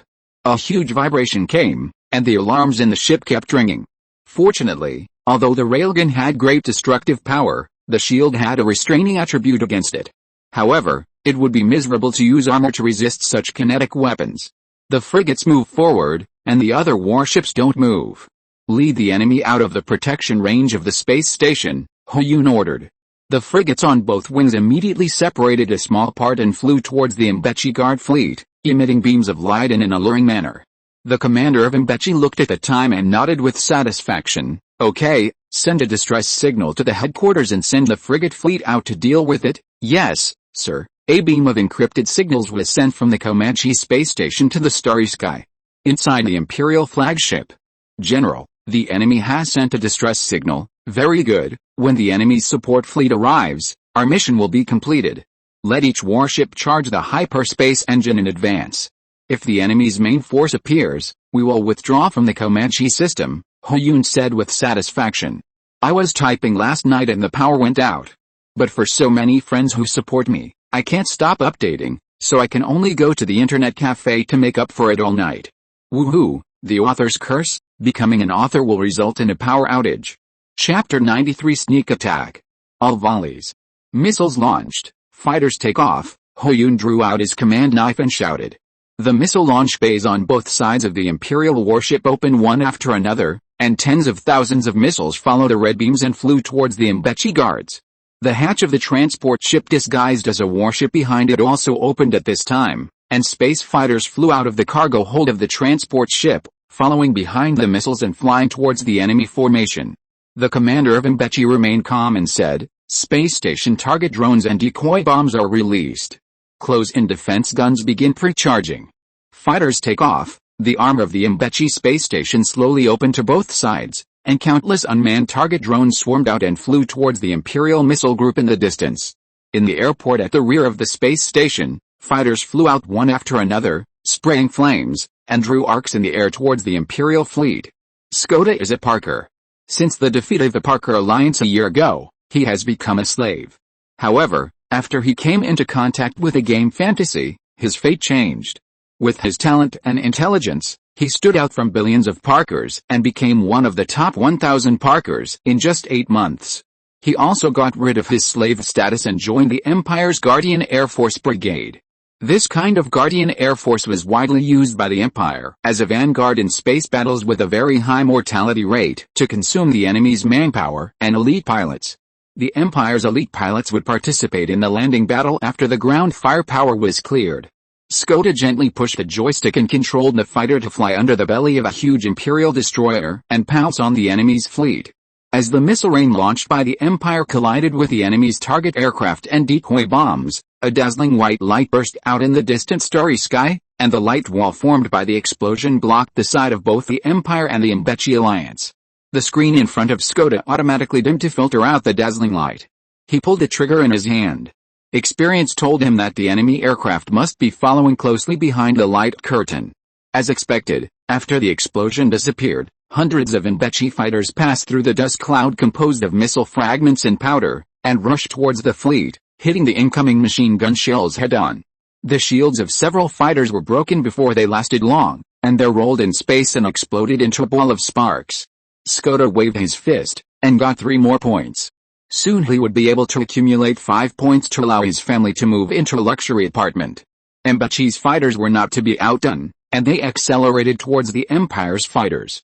The high-speed railguns under the noses continuously ejected metal bullets, sweeping towards Skoda's fighters. The right engine of the Skoda fighter suddenly ejected a blue light, and the fighter rolled in the air to avoid the incoming shells. However, the rolling delayed the Skoda fighter's movement, and the enemy fighters had taken the opportunity to follow behind his fighter. Damn it! Damn it! Skoda cursed and accelerated his fighter plane to fly forward, but the 2 enemy fighter planes were also closely following him. And a string of shells flashed past his fighter plane. Skoda turned his head to look at the radar beside him, and turned around to fly towards the Imperial fleet. The Imperial fleet was approaching the Mingze Alliance's space station at high speed, and in a moment it entered the effective attack range of the ship-borne beam cannon. Beams of red light shot violently towards the distant Mingze defense fleet. Skoda seized the opportunity and flew past the muzzle of a frigate. After he flew past, the red light of the frigate's beam cannon shot forward, and the Mingze fighter plane following behind could no longer dodge and crashed into the beam. The entire fighter plane was vaporized by the huge beam, and the other Mingze fighter plane following behind quickly pulled up its fuselage when it saw something was wrong, and narrowly passed by the red beam. Before the pilot of the fighter plane could breathe a sigh of relief, an Imperial frigate flew out from its right side, and its huge hull smashed the fighter plane into a ball of fireworks. Skoda waved his fist again, and got 2 more points. Here I come, luxury apartment. Suddenly, railgun shells came with tail marks towards the Imperial fleet.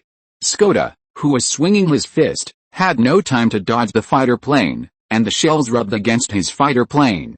The flying fighter plane was instantly torn into 2 halves by the strong impact of the shells. Fortunately, the automatic ejection system had already shot the cockpit into space before the plane exploded. Skoda looked at his fighter plane that exploded into a pile of fragments with tears in his eyes. 3 points flew away from him, and the luxury apartment he wanted waved away from him. At this time, Ho-Yun was not having a good time either. Since the enemy found that all the warships were always guarding his warship in a vague way, they tilted a lot of firepower to his ship. Although he stopped the ships from protecting each other in time, the enemy seemed to have set their sights on him and did not intend to let his ship go. Another vibration came, and several railguns hit the flagship's shield again. This slight vibration came from the resonance of dozens of shield generators overloaded throughout the ship.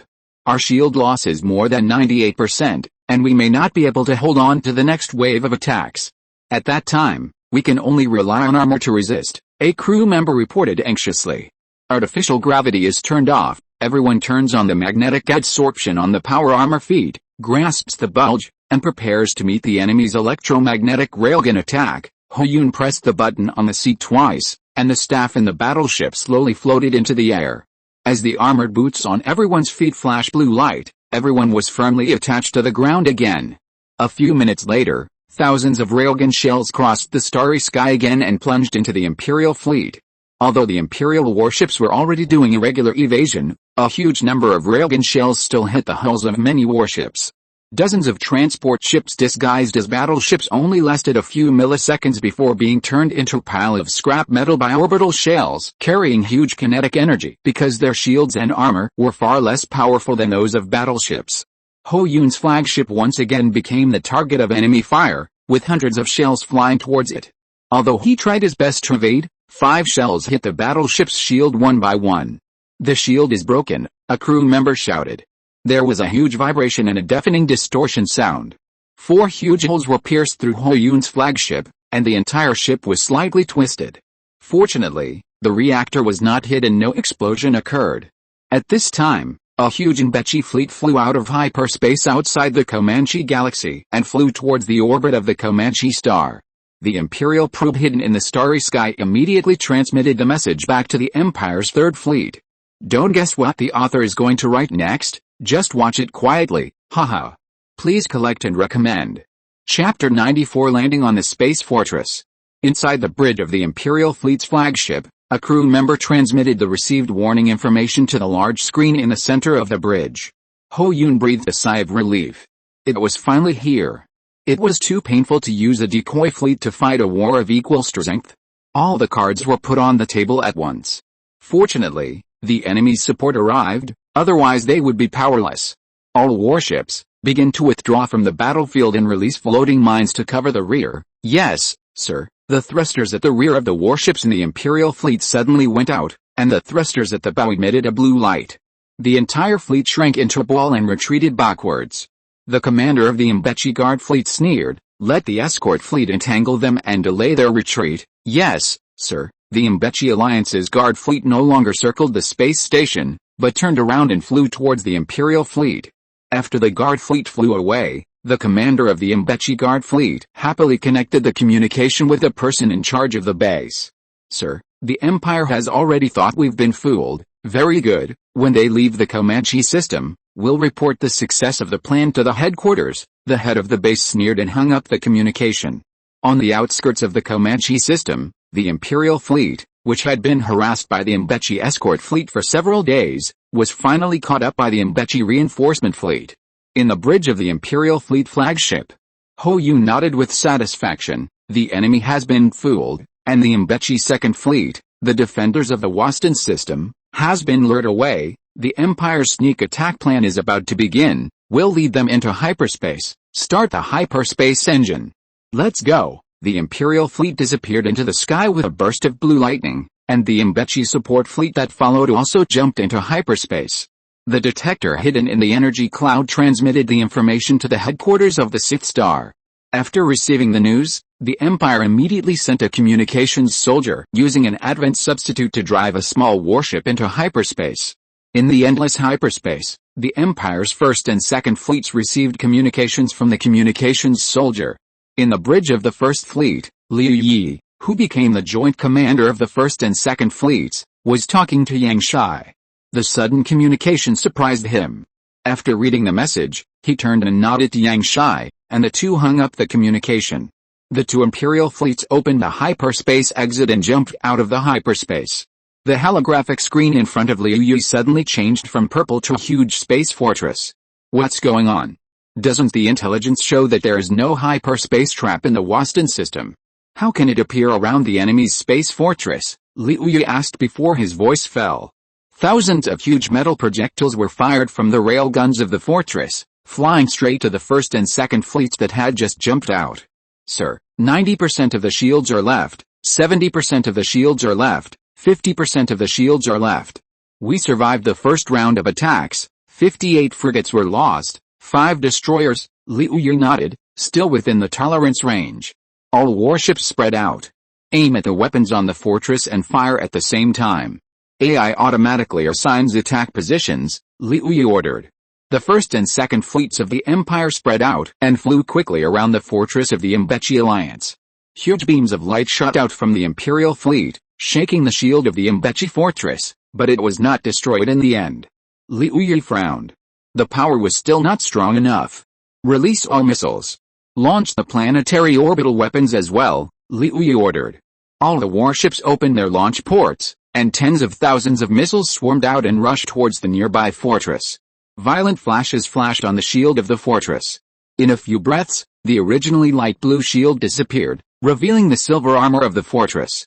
"Stop attacking with orbital weapons, and fire freely with beam weapons," Liu Yi hurriedly ordered when he saw that the shield of the enemy's fortress had been broken. The red beams shot out one after another, melting the weapons on the fortress into massive scrap metal.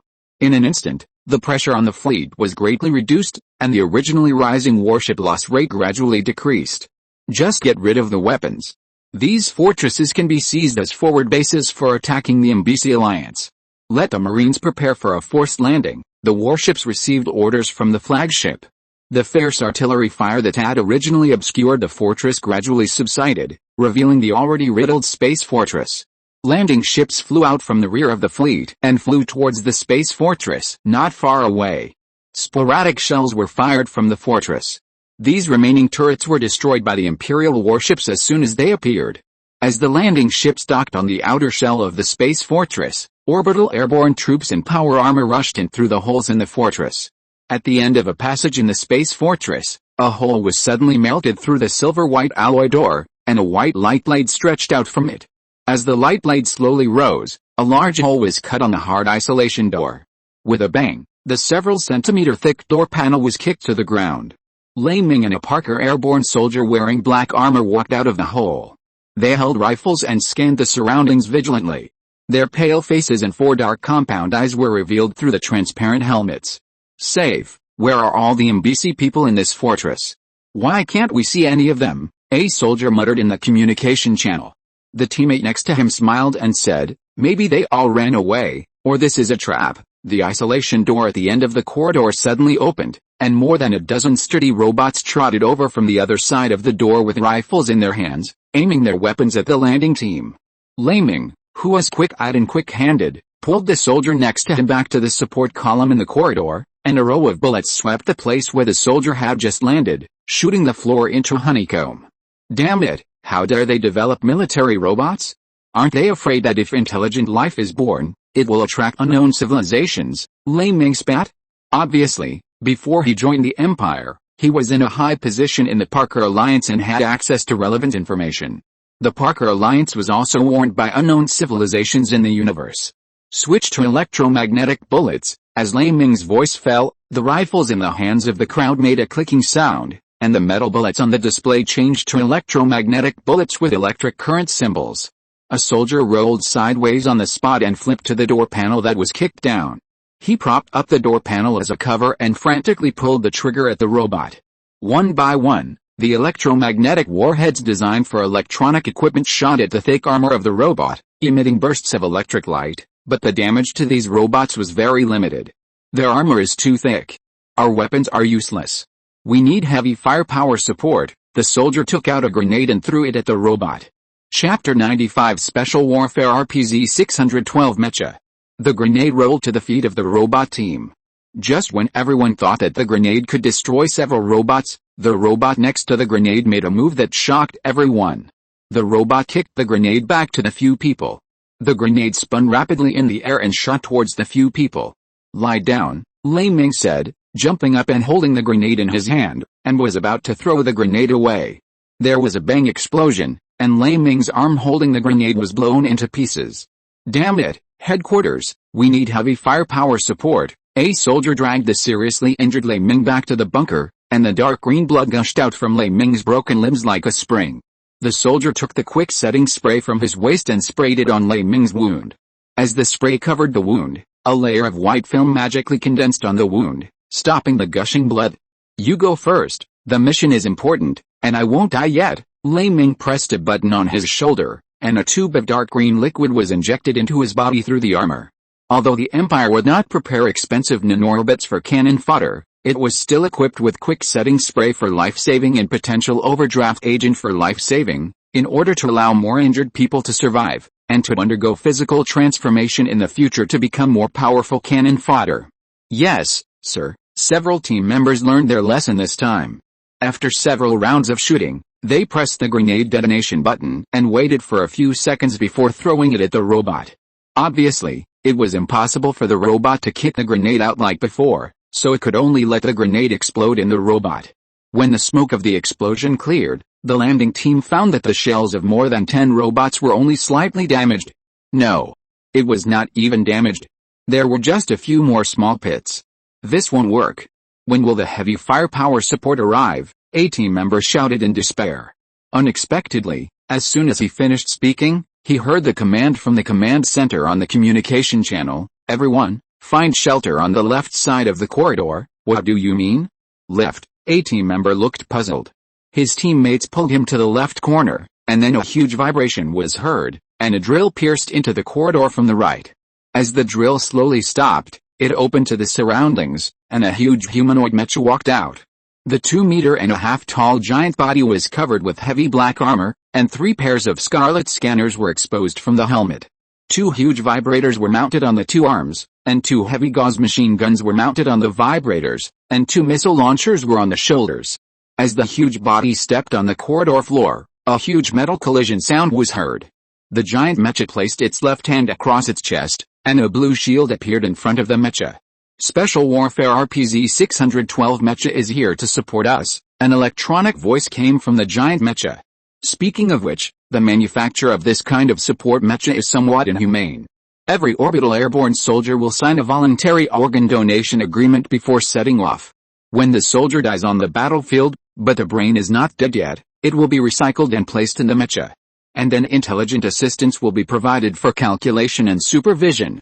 This mecha perfectly solves the shortcomings of robots that cannot think logically and cannot continue their missions after being blocked by signals, and solves the defects of the fragile flesh of ordinary creatures. It can be said to be a perfect combat weapon. Each mecha driver's brain will be compensated. If they can serve for 5 years, the Empire will reshape their bodies for them and let them live a normal life.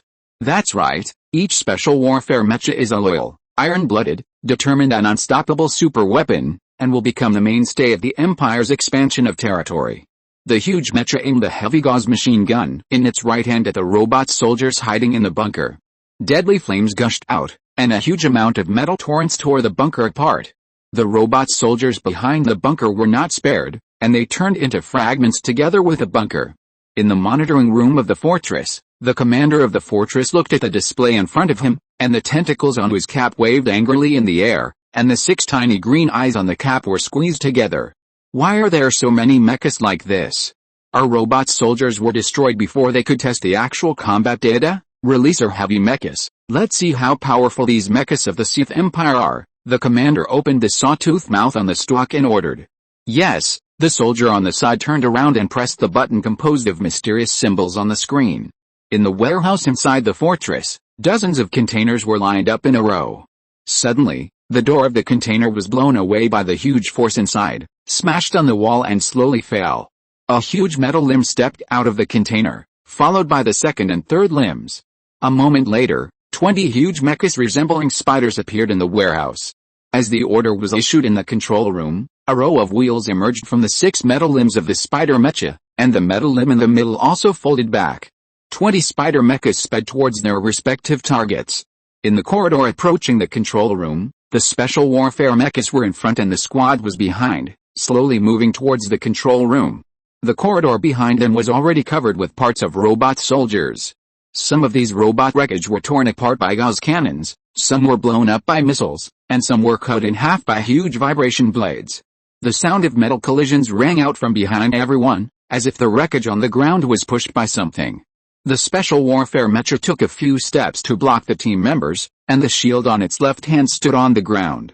The ping-pong sound was getting closer and closer, and the team members held their assault rifles tightly. After a while, a red metal spider rushed out from the end of the corridor, and several gauze machine guns extended from the spider's head, aiming at the Imperial mecha holding the shield. Several streams of metal swept towards the Imperial mecha, hitting the Imperial mecha's shield and flashing frequently. The Imperial mecha's driver got angry and ran forward with the shield against the attack. When he ran to the front of the spider mecha, the Imperial mecha's shield shattered, and the Imperial mecha slid towards the spider mecha's abdomen. The 2 huge vibration blades of the Imperial mecha easily cut into the spider mecha's unarmored abdomen, like cutting tofu. When the Imperial mech passed under the spider mech, electric sparks flashed from its abdomen and it collapsed to the ground. The Imperial mech sang a few sword moves and posed in a dashing manner. Laming and the team members stared at the raised turret at the tail of the spider mech on the ground in shock and shouted. But the driver of the Imperial mech seemed not to have heard it and did not turn around. Just when the spider mech was about to turn its gun towards the Imperial mech, the pretending Imperial mech turned around and cut the turret in half, shouting, Do you really think there is no camera behind the mech? Only experienced people can understand the connotation of this chapter. Anyone who dares to comment on the leak will be killed. Ho ha ho ha. If you're listening to this novel on a channel other than Fanfic World, it means they downloaded and uploaded it without effort. We cordially invite you to visit our channel, Mundo Fanfic Novelis. There you'll find the original version of this story and you can explore many other novels of various genres. We're waiting for you to immerse yourself in a world of incredible novels. Chapter 96 Space Fortress. Inside the fortress control room, the commander of the fortress shook his head in disappointment. He did not expect that the spider-type mecha of the Alliance would be caught by the opponent so easily. It seemed that the design needed to be greatly changed. Then the commander turned into a stream of light and disappeared, and the holographic projector on the top of the control room gradually went out. The Empire landing team led by Lei Ming did not encounter any enemies along the way, and easily arrived at the door of the control room in the center of the fortress. A huge metal gate about several meters thick blocked everyone in front of the control room door. "Let me do it," the mecha stepped towards the door, and everyone dispersed to both sides. The mecha exerted force to bounce the vibration knife in his hand, revealing the dark hole inside. With a sizzle sound, a huge beam energy sword bounced out and inserted into the metal gate. A burst of metal vaporization steam rose, and the metal door was slowly melted by the inserted beam energy blade. In just a moment, the thick metal door was cut into a circle. Putting away the energy blade, the mech raised its legs and kicked hard. With a bang, the cut metal plate flew into the control room. "I surrender," the Mingze officer in the monitoring room shouted hurriedly before the Imperial soldiers entered, showing that he was also a coward. Two landing team members stepped forward and pressed the officer to the ground. The four tentacles under the officer's stipe were dangling in the air and dancing. "Tell me what you know." Lei Ming walked up and grabbed the tentacles on the cap of the Mingze officer, shouting loudly. The translator equipped in the Imperial armor automatically translated Lei Ming's words into Mingze. The officer who was pressed to the ground stammered back, "I don't know much, I only know that the neighboring star system has been attacked by your empire, and the fleet stationed in this star system has rushed to support it." Lei Ming released the tentacles in his hand and stood up and walked to the mainframe in the control room. "AI, analyze the data in this mainframe." Before Lei Ming finished speaking, golden light followed Lei Ming's palm and penetrated into the mainframe in front of him. After the host was penetrated by the golden light, the screen began to flash the code composed of the Mingze language. After a few minutes, the golden light in Lei Ming's hand slowly disappeared, and the font on the screen in front of him changed from Mingze to Chinese. "The data analysis is complete and has been uploaded to the fleet host," the voice of AI sounded in the power armor. At this point, the space fortress has completely fallen into the control of the Empire. Transport ships took off from Moro and jumped into hyperspace towards the Waston system. After the space fortress was solved, the first and second fleets of the Empire also turned around and flew towards the planet Waston II. In the bridge of the flagship of the joint fleet.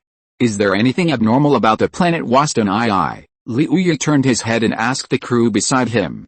The crew opened a hologram and checked it carefully, shook his head and said, "No, sir, the enemy just assembled their guard fleet at the fortress in the orbit, all of which are some old models of warships." Liu Yi nodded with satisfaction, and the fleet continued to rush towards Waston II quickly. One day later, beside the orbit of Waston II, 80 warships with dilapidated appearances quietly floated around the fortress. This huge war fortress with a diameter of more than 10 kilometers is lined with turrets, and huge electromagnetic railguns tens of meters long are pointing at the starry sky. The hangar door in the middle of the diamond-shaped fortress was open, and thousands of fighters in the hangar were ready. "Release the floating turrets and floating mines." With the order of Tianyi, the supreme commander of Waston Star, thousands of diamond-shaped floating turrets flew out from the passage below the fortress and soon surrounded the fortress. As bursts of lightning flashed, the armor on the floating turrets slowly unfolded, revealing the long acceleration gun barrel in the middle. Then, one after another, the mine layers with big bellies and diamond-shaped armor flew out of the port behind the fortress, circling around the fortress in the surrounding starry sky, and huge floating mines were spit out from the mine layers. Tianyi turned around and looked at the radar. The red light spots representing the Imperial fleet were rapidly approaching the center of the radar. "Notify all the people in Waston to enter the shelter urgently. Raise the city shield." Tianyi waved his hand and ordered.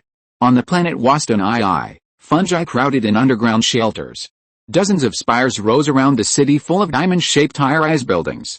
As the tops of the spires flashed with lightning, a layer of blue light film appeared above the city. The defensive power of this shield is very limited. It is mainly to protect the city from being affected by small fragments and stray bullets of warships. As for large fragments, anti-aircraft guns will naturally deal with them. At this time, in the flagship of the Imperial fleet, Liu Yi stood in front of the control console, staring at the Wastonii planet that was gradually getting bigger in front of him. Suddenly, he was interrupted by a cough behind him.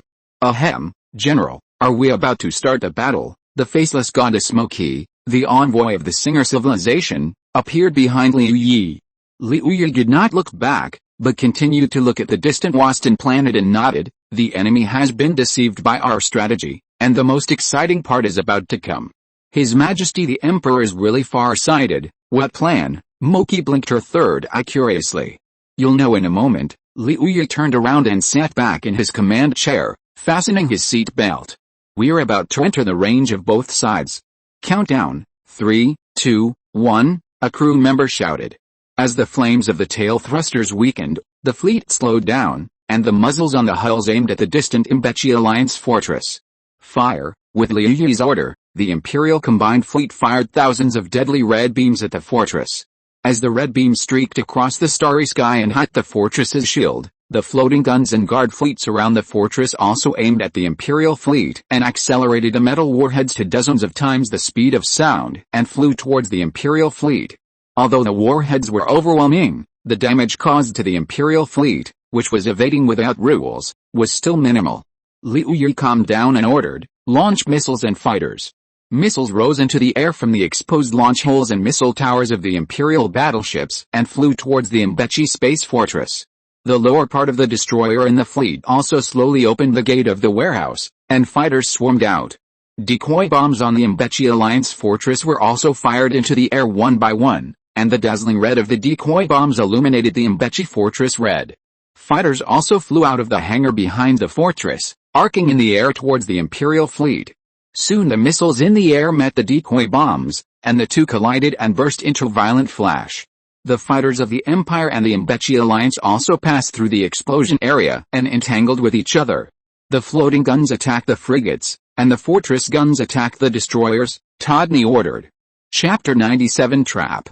The floating guns floating around the fortress all aimed their muzzles at the evading frigates, and fired a long-charged attack. Due to the limitation of its size, the floating guns can only prolong the charging time in order to pursue lethality, resulting in the floating guns' firing rate being only one-third of the same caliber fortress guns, but it is more flexible. One by one, the metal bullets passed through the starry sky and crashed into the Imperial fleet, hitting the Imperial fleet's shields and causing them to flash blue light. Frigates interspersed. Disrupt the enemy's floating turrets' attacks, Liu Yi ordered. The frigates that were originally rotating around the Mingze Alliance fortress turned their bows and flew towards the floating guns and the fortress. Suddenly, a number of floating mines appeared in the air, crossing the frigate's forward route. The frigates, which had no time to brake, plunged into the enemy's minefield. Countless flashes lit up, and the floating mine arrays were detonated by the intruding Imperial frigates, and dozens of frigates disintegrated in the explosion. Liu Yi hit the handrail hard. Damn it! The enemy actually has the technology of invisible floating mines. Why didn't the intelligence mention it?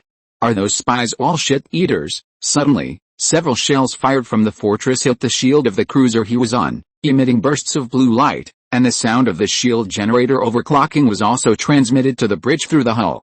Cruiser main guns ready, aim at the enemy fortress and start charging. Liu Yi squeezed the handrail. The Empire's plan has not yet succeeded, and it cannot be abandoned halfway. All weapons fire. Don't stop. Hit me hard, Liu Yi shouted in the communicator.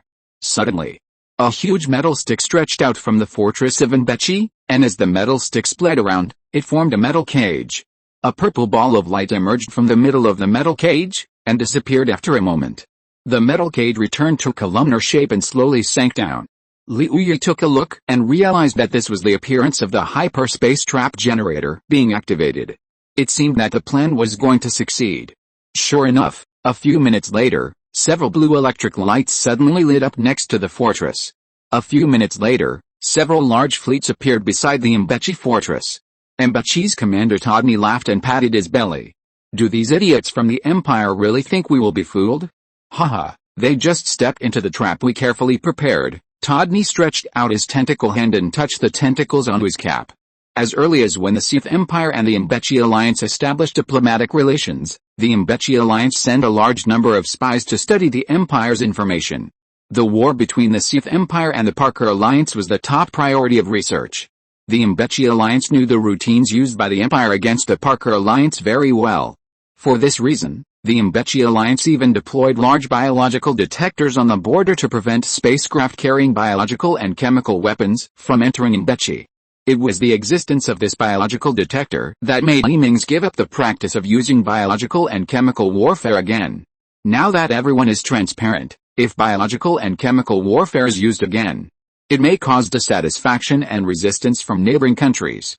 After the Quantum Interstellar Cruise Ship Massacre, the Mingze Alliance, which had a deep study of the war between the Empire and the Parker Alliance, instantly realized that this might be the beginning of the Empire's war of aggression. Knowing that the Empire likes to use the tactic of luring the tiger away from the mountain, the Mingze Alliance think tank carefully prepared this trap for this situation. Including the first fortress encountered by the Imperial Combined Fleet after leaving hyperspace, they were all baits carefully prepared by the Mingze Alliance for the Empire. First, use the fleet disguised as a transport ship to support the guards of the Comanche Galaxy, so that the Empire will think that there are no defenders in the Waston Galaxy. Then use the captured officers in the fortress to let the Empire let down its guard. Led the Empire's large forces step by step into the trap carefully prepared by the Mingze Alliance. Louis nervously grasped the command knife at his waist. AI will calculate the combat power comparison between the enemy and us immediately. I want to know our chances of winning and losing. Calculating. Please wait. The enemy fleet has 30 cruisers, 206 destroyers, 983 frigates, 1 space fortress, and 321 floating guns. We have 3 cruisers, 105 destroyers, and 502 frigates left. Calculating the probability of winning. The probability of winning is 8.9%. The probability of our escape is 98%. The cold voice of AI came from the speakers. Liu Yi breathed a sigh of relief. As long as he could escape, he could join the 3rd and 4th fleets for a decisive battle. Who knew that the armor of the Mingze Alliance fortress suddenly opened to the surroundings, and 4 purple containers stretched out from it, emitting a purple halo to the surroundings. Alarm, hyperspace shock detected. The hyperspace engine will not be able to be used. The alarm of AI suddenly sounded in the bridge. Liu Yi's face turned pale. Not being able to escape into hyperspace meant that he had to fight for that 8.9% chance of winning. Even a fool knows what the result will be with such a small probability. Even if he used an advent substitute to command the fleet, he would be hanged if he barracks such a huge fleet in a foreign land, and his family might also be expelled to the labor camp of the new colony. What's more, there are 170,000 elite sailors of the Empire in this joint fleet. If they are all lost here, how can he go back alive to see their parents, lovers, and children? At this moment, Liu Yi felt desperate. If he could return to the Empire, he would definitely resign. His ability was not enough to command such a huge fleet. Retreat. Retreat to the edge of the galaxy. Liu Yi gritted his teeth and ordered. The shipboard AI suddenly appeared and reminded everyone with a red exclamation mark, please stop retreating. According to calculations, once the irregular flight stops, the probability of survival will be reduced to 1.2%. Please stop this suicidal behavior. The voice of the AI was so cold that everyone's heart sank to the bottom. Fight with him. Take down this fortress. Liu Yi shook his head and said viciously.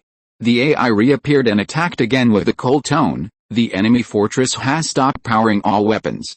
According to the energy distribution map, they have concentrated their energy on the fortress's shields and trans-space jammers. It is estimated that the enemy has a shield composed of floating guns and enhanced energy, which can block our attack for 30 minutes. During this time, we will be under the fire coverage of the enemy fleet. The estimated number of surviving warships is only 11 destroyers. Your flagship and the other 2 cruisers will be sunk by concentrated fire. Liu Yi angrily smashed the console and yelled, this won't work. That won't work. Are we just going to wait to die like this? Yesterday, there were only half of the usual votes. The author is heartbroken. Please vote. Chapter 98 Brain Overclocking. At this time, Moki, who had been silent the whole time, stepped forward and said softly, Since we are all doomed, why not let me sacrifice myself? I hope that His Majesty will treat my people well in the future. What do you mean? Liu Yi turned his head and looked at Moki, who had a determined face, wondering. This is the top secret of our tribe. Only when people of our race are willing to sacrifice themselves, the energy of all the cells in the body will be supplied to the special organs in our brains. We can use sound to make other people's brains produce mysterious overclocking. Can you please take out the helmet from my luggage? Moki turned his head and said to a crew member. The crew member beside nodded and rushed out of the bridge. After a while, he took Moki's luggage and laid it flat on the floor. Moki walked over and put his hand on the silver suitcase. As the red light swept over, the outer shell of the suitcase opened outward, revealing the silver helmet fixed by a film inside. The surface of the silver classical helmet was full of mysterious lines, and electric lights flashed in the lines. Please make way. Moki walked to the center of the bridge and said, and everyone made room in the middle. Missiles, shells, and beams of light were flying in the air outside the ship. Not far away, the green Waston II star was shining in the sunlight. In the battlefield sound simulated by the shipboard computer, Moki knelt down slowly with her helmet in her hand. The flames of the explosion of the Imperial warship not far away illuminated her face. Moki looked at the starry sky in the distance with nostalgia, and slowly put the helmet on her head tightly. AI, connect my helmet, Moki ordered the shipboard AI in a firm tone. The order is in accordance with the Emperor's secret order number 023. The connection begins, the AI replied in a cold voice. Yellow light drifted from the host on Moki's head to her helmet. With a poignant battlefield light and shadow outside the warship on the holographic screen, the whole picture was extremely beautiful. Suddenly, the beautiful melody of the singer's language sang in all the warships of the joint fleet. The eyes of the crew, who were originally exhausted by stress, were gradually replaced by silver light. If there were instruments to detect it at this time, it would be found that the brain utilization rate of this crew member was constantly increasing 100%, 200%, 300%, 400%, 500%. A large amount of energy was supplied to the brain by the body, and the crew members suddenly felt that their minds became light and agile. Things that were originally incomprehensible suddenly became clear, and the space around them became clear. They even felt that time was slowed down 5 times, and the whole person's movements were like slow motion in a movie. The code that originally flashed quickly was also captured, and the speed of instant judgment increased rapidly. The specific frequency is affecting the AI core, and it has been detected that a special container can be connected. It is being connected, the core computing efficiency is increasing. Overclocking 120%. The probability of winning is being recalculated. Increased to 23.9 inches. The probability of winning has increased to 59.1 inches. The probability of winning has increased to 70.2. The Empire battleships that were constantly being destroyed suddenly became flexible. Wandering in the rain of bullets like a leisurely stroll in the garden, without a trace of shells. The originally erratic beam cannons also became accurate, and the beam bullets were fired one after another, blasting the Mbechi Alliance battleships that were dodging irregularly into gorgeous fireworks. Soon, the difference in the number of fleets on both sides on the battlefield was rapidly narrowed. At this time, in the bridge of the Empire's flagship, Moki's originally convex and plump body was shrinking at a speed visible to the naked eye. She closed her 3 eyes that had begun to shrink, and said with dry lips what she had not finished before. The price of using this ability is that the user will become a withered corpse, but I don't regret it. After that, Moki's originally upright body gradually collapsed, and her body had become a shriveled corpse with skin and bones. The helmet on the top of the head also lost its original electric light. After Moki fell to the ground, it was thrown to the floor and rolled out. The crew members present couldn't help but shed tears in their eyes. A woman of another race, who they thought was a burden, saved the fleet, and saved them in such a tragic way. Medic. Medic. See if it can be saved. Liu Yi stepped forward and picked up Moki's shriveled body. There was no fear in his eyes, because he was holding the meritorious official of the Empire, the lifesaver of all of them. The medical soldier who came running over began to scan Moki's body with a portable treatment system in his hand. I'm sorry, General, her body cells have completely lost their activity. Her brain has also stopped functioning, and she is gone, the medical soldier said sadly. Damn it. Damn it. How is it possible? Our Empire's technology is so advanced, how can we not save her? Liu Yu grabbed the armor on the collar of the medical soldier and shouted. The medical soldier shrugged helplessly. Liu Yu threw it away and ordered the soldiers around him, send her to the hibernation chamber, send a spaceship to send her back to the Sith Star. Even if it takes up all my savings, I will repair her. The soldiers around him echoed, including our savings. Our lives were also saved by her. Soon, Moki's body was transferred to a hibernation chamber by everyone. As the lid of the hibernation chamber was closed, the hibernation chamber was transferred to a small shuttle by the transport robot. As the door of the cruiser hangar opened, the small shuttle disappeared into the starry sky with a tail flame. At this time, Tianyi, the commander of the Mingze Alliance, who found that the situation had reversed, hurriedly sent a distress message to the headquarters. Fleets that were originally prepared to be on the safe side left their respective space stations and rushed to the Waston system.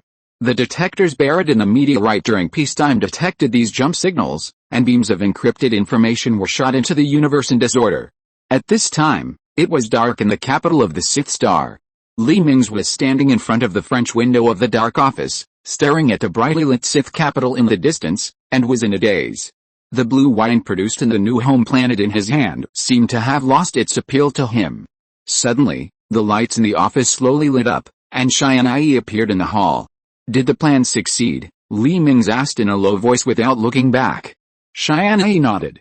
Your Majesty, it succeeded. What is the loss of the joint fleet? Mingze continued to stare at the light band formed by the flying hovercraft in the distance and asked.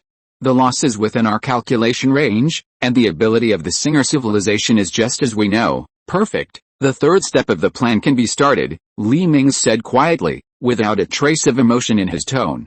Tianyi nodded, and was about to disappear when he was stopped by Mingze. Double pension will be paid to the families of the fallen soldiers. An artificial surrogacy will be given priority, and the high-quality land in the colonies will also be allocated first. After all, they sacrificed for the plan. As Tianyi's figure disappeared, the room returned to darkness. Mingze raised the wine in his hand and tasted it carefully, muttering to himself, you have to sacrifice for the rise of the Empire. The Empire is with your soul. Chapter 99 The last link in the chain plan. Countless lush green trees stood densely on the ground, with giant flowers several meters wide dotted among the broad branches and leaves. There were many low bushes under the trees, and thick vines entangled between the trees. A dark green monkey-like creature was swinging on the vines between the trees. It accidentally hit a wire fence full of high-voltage electricity and was electrocuted to the ground. Looking inside along the wire fence, there was an endless huge square with thousands of huge warships parked side by side in the square, with no end in sight. Robots were busy on the spaceships, and cargo spaceships flew across the sky from time to time. Suddenly, a huge warship over 800 meters long slowly fell from the sky, and the warship was supported by dozens of shuttle boats with huge thrusters around it. As the 4 huge thrusters of the shuttle boat sprayed on the ground, the floating dust on the ground was blown into the air, and the huge warship was placed steadily on the open space in the square. If you look down from the sky above this green planet, you can see that such squares are spread across several major planes around the world, and each square is docked with thousands of warships of all sizes. In an underground base near a square, Mingze in the dormant chamber slowly woke up, skillfully turned out of the dormant chamber and came to the bathroom next to it, and hot water sprayed on Mingze's muscular body along the shower. Mingze shook his hair in the water, rinsed off the nutrient solution in his hair, picked up a towel beside him and wiped his body clean, put on the latest model of tights with adjustable temperature, and walked straight to a one-person high cabinet on the right side of the door. Sensing Mingze's arrival, the cabinet door slowly opened to both sides, revealing the human-shaped groove inside. As Mingze stood on the groove, the cabinet door closed together, a mechanical click sounded, and the cabinet door opened again. Mingze, dressed in matte black with gold texture power armor, walked out, and the door of the advent room automatically opened to both sides at this time. Mingze picked up the sword beside the door and hung it on his waist. He held the hilt of the sword and walked out of the room to the corridor outside the descent room. Your Majesty, the guards in the corridor saluted. Mingze nodded, turned around and asked a guard waiting on the side to put on a black cloak for him. After putting on the cloak, Mingze turned and walked towards the control room. The guards behind him automatically divided into 2 rows and followed closely. The descent room was not far from the control room. A few minutes later, Mingze arrived at the door of the control room. Long live His Majesty! The guards at the door hurriedly stood at attention and saluted. The heavy metal door of the control room slowly opened under the control of AI, and the officers in the room stood up and saluted. Long live His Majesty! Long live the Empire! Li Mingze nodded and walked to the command seat in the middle and sat down, motioning everyone to sit down, and everyone sat down one after another. Are you all ready? Li Mingze looked at the person in charge of the base closest to him. Ready, Your Majesty. Okay. The Yellow Bird plan is launched, Li Mingze ordered excitedly. Yes, Your Majesty, the Yellow Bird project is activated. The order to activate the plan was transmitted to each warship through the communicator. The officer in the control room pushed a joystick in front of him. As the joystick was pushed to the top, the holographic screens around the control room turned dazzling red, exclamation marks appeared on the screen, and a countdown appeared on the large screen in the center. Your Majesty, the wormhole generator is charging. The dormant beam is about to be launched. An officer stood up to report. Start. Li Mingze gave an affirmative answer. Soon, 6 huge towers on the planet sprayed out white balls of light, which exploded in the air, and white light curtains spread out in all directions. Everything on the planet was covered with white frost. Then blue beams of light rose from the planet, forming a layer of blue shield on the surface of Amun Star. The wormhole generator is fully charged. Start the jump, an officer shouted. The surface of the planet was soon covered by a gray energy cloud. The huge Amun star disappeared into the starry sky. The orbits of other planets in the Amun galaxy changed because they suddenly lost a source of gravity. A few days later, in the territory of Mingze, in the Gavria galaxy, a gray energy cloud began to appear where the floating yacht disappeared. The Mingze garrison on the Gavria star not far away was alarmed by the large amount of energy overflow generated by the energy cloud and sent several exploration ships to observe. At this time, in the wormhole generator base of Amun Star, Li Mingze came to the control room again. When he sat down, he asked, "How long will it take, Your Majesty?" "We will reach the Gavria galaxy in 1 minute, an officer reported. 10, 9, 8, 3, 2, 1, with a vibration. The holographic screen around the control room changed from dazzling red to green, and then turned into the starry sky around Amun Star.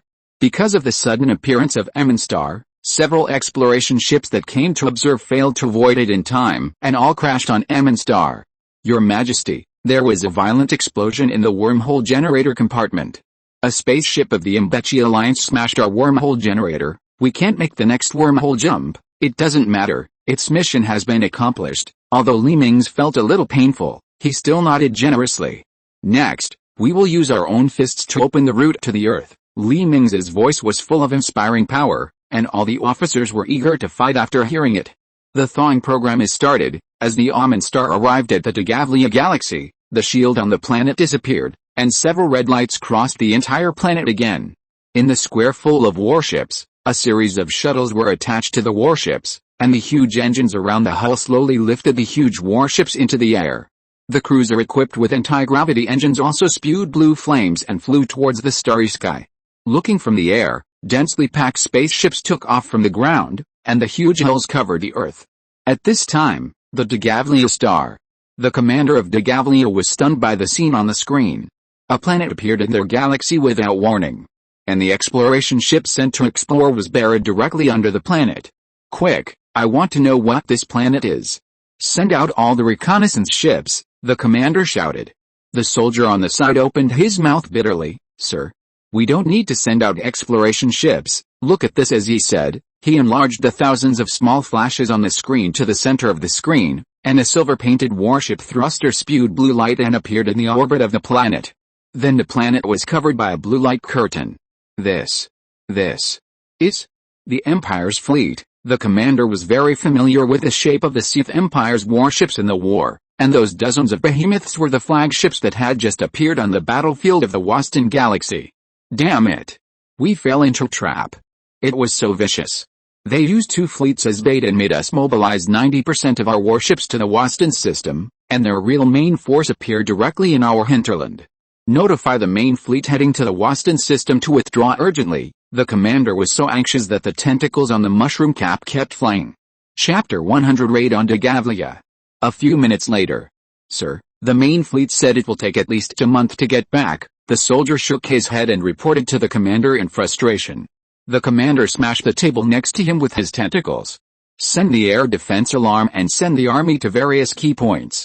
We must help the alliance to delay the Sith army and win time for the main fleet. Yes, Dagavlia is a desert planet with only sporadic oases scattered on the ground like sesame seeds. Most of its land is dry and barren, but it has rich groundwater resources. A large number of plants are only a dozen meters high on the surface, but their roots can drill hundreds of meters underground. A large number of cities composed of diamond-shaped buildings are built around the oases on this planet, and the center of each city is a park transformed from an oasis.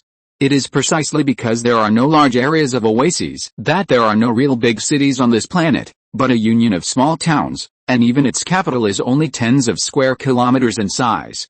As the air defense alarm sounded, the MBC people in each city hid in the underground shelters. MBC soldiers in power armor occupied most of the buildings in various cities, and anti-aircraft guns were placed in every corner of the city. Countless transport planes in the sky transported tanks and armored vehicles to various military bases. At this time, the Imperial Assault Fleet, commanded by Mingze himself, had already flown to the orbit of Dagavlia. Because most of the fleet stationed on Dagavlia had been transferred to the front line, the remaining dozens of frigates were bombarded into space junk by the main guns of the cruiser without even a splash. As a remote colony, the Dagavlia space station did not install large-caliber defense weapons in order to save construction and operation costs. The Imperial fleet easily controlled the orbit of Dagavlia, and one landing ship after another flew towards the space station in orbit.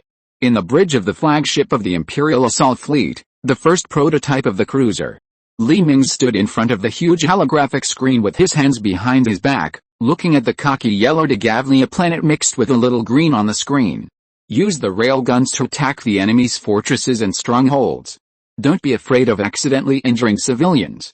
We must fight quickly this time, Mingze ordered coldly. Yes, the officers in the bridge responded one after another. The Imperial warships that had gathered together dispersed and flew towards the various strongholds of Dagavlia.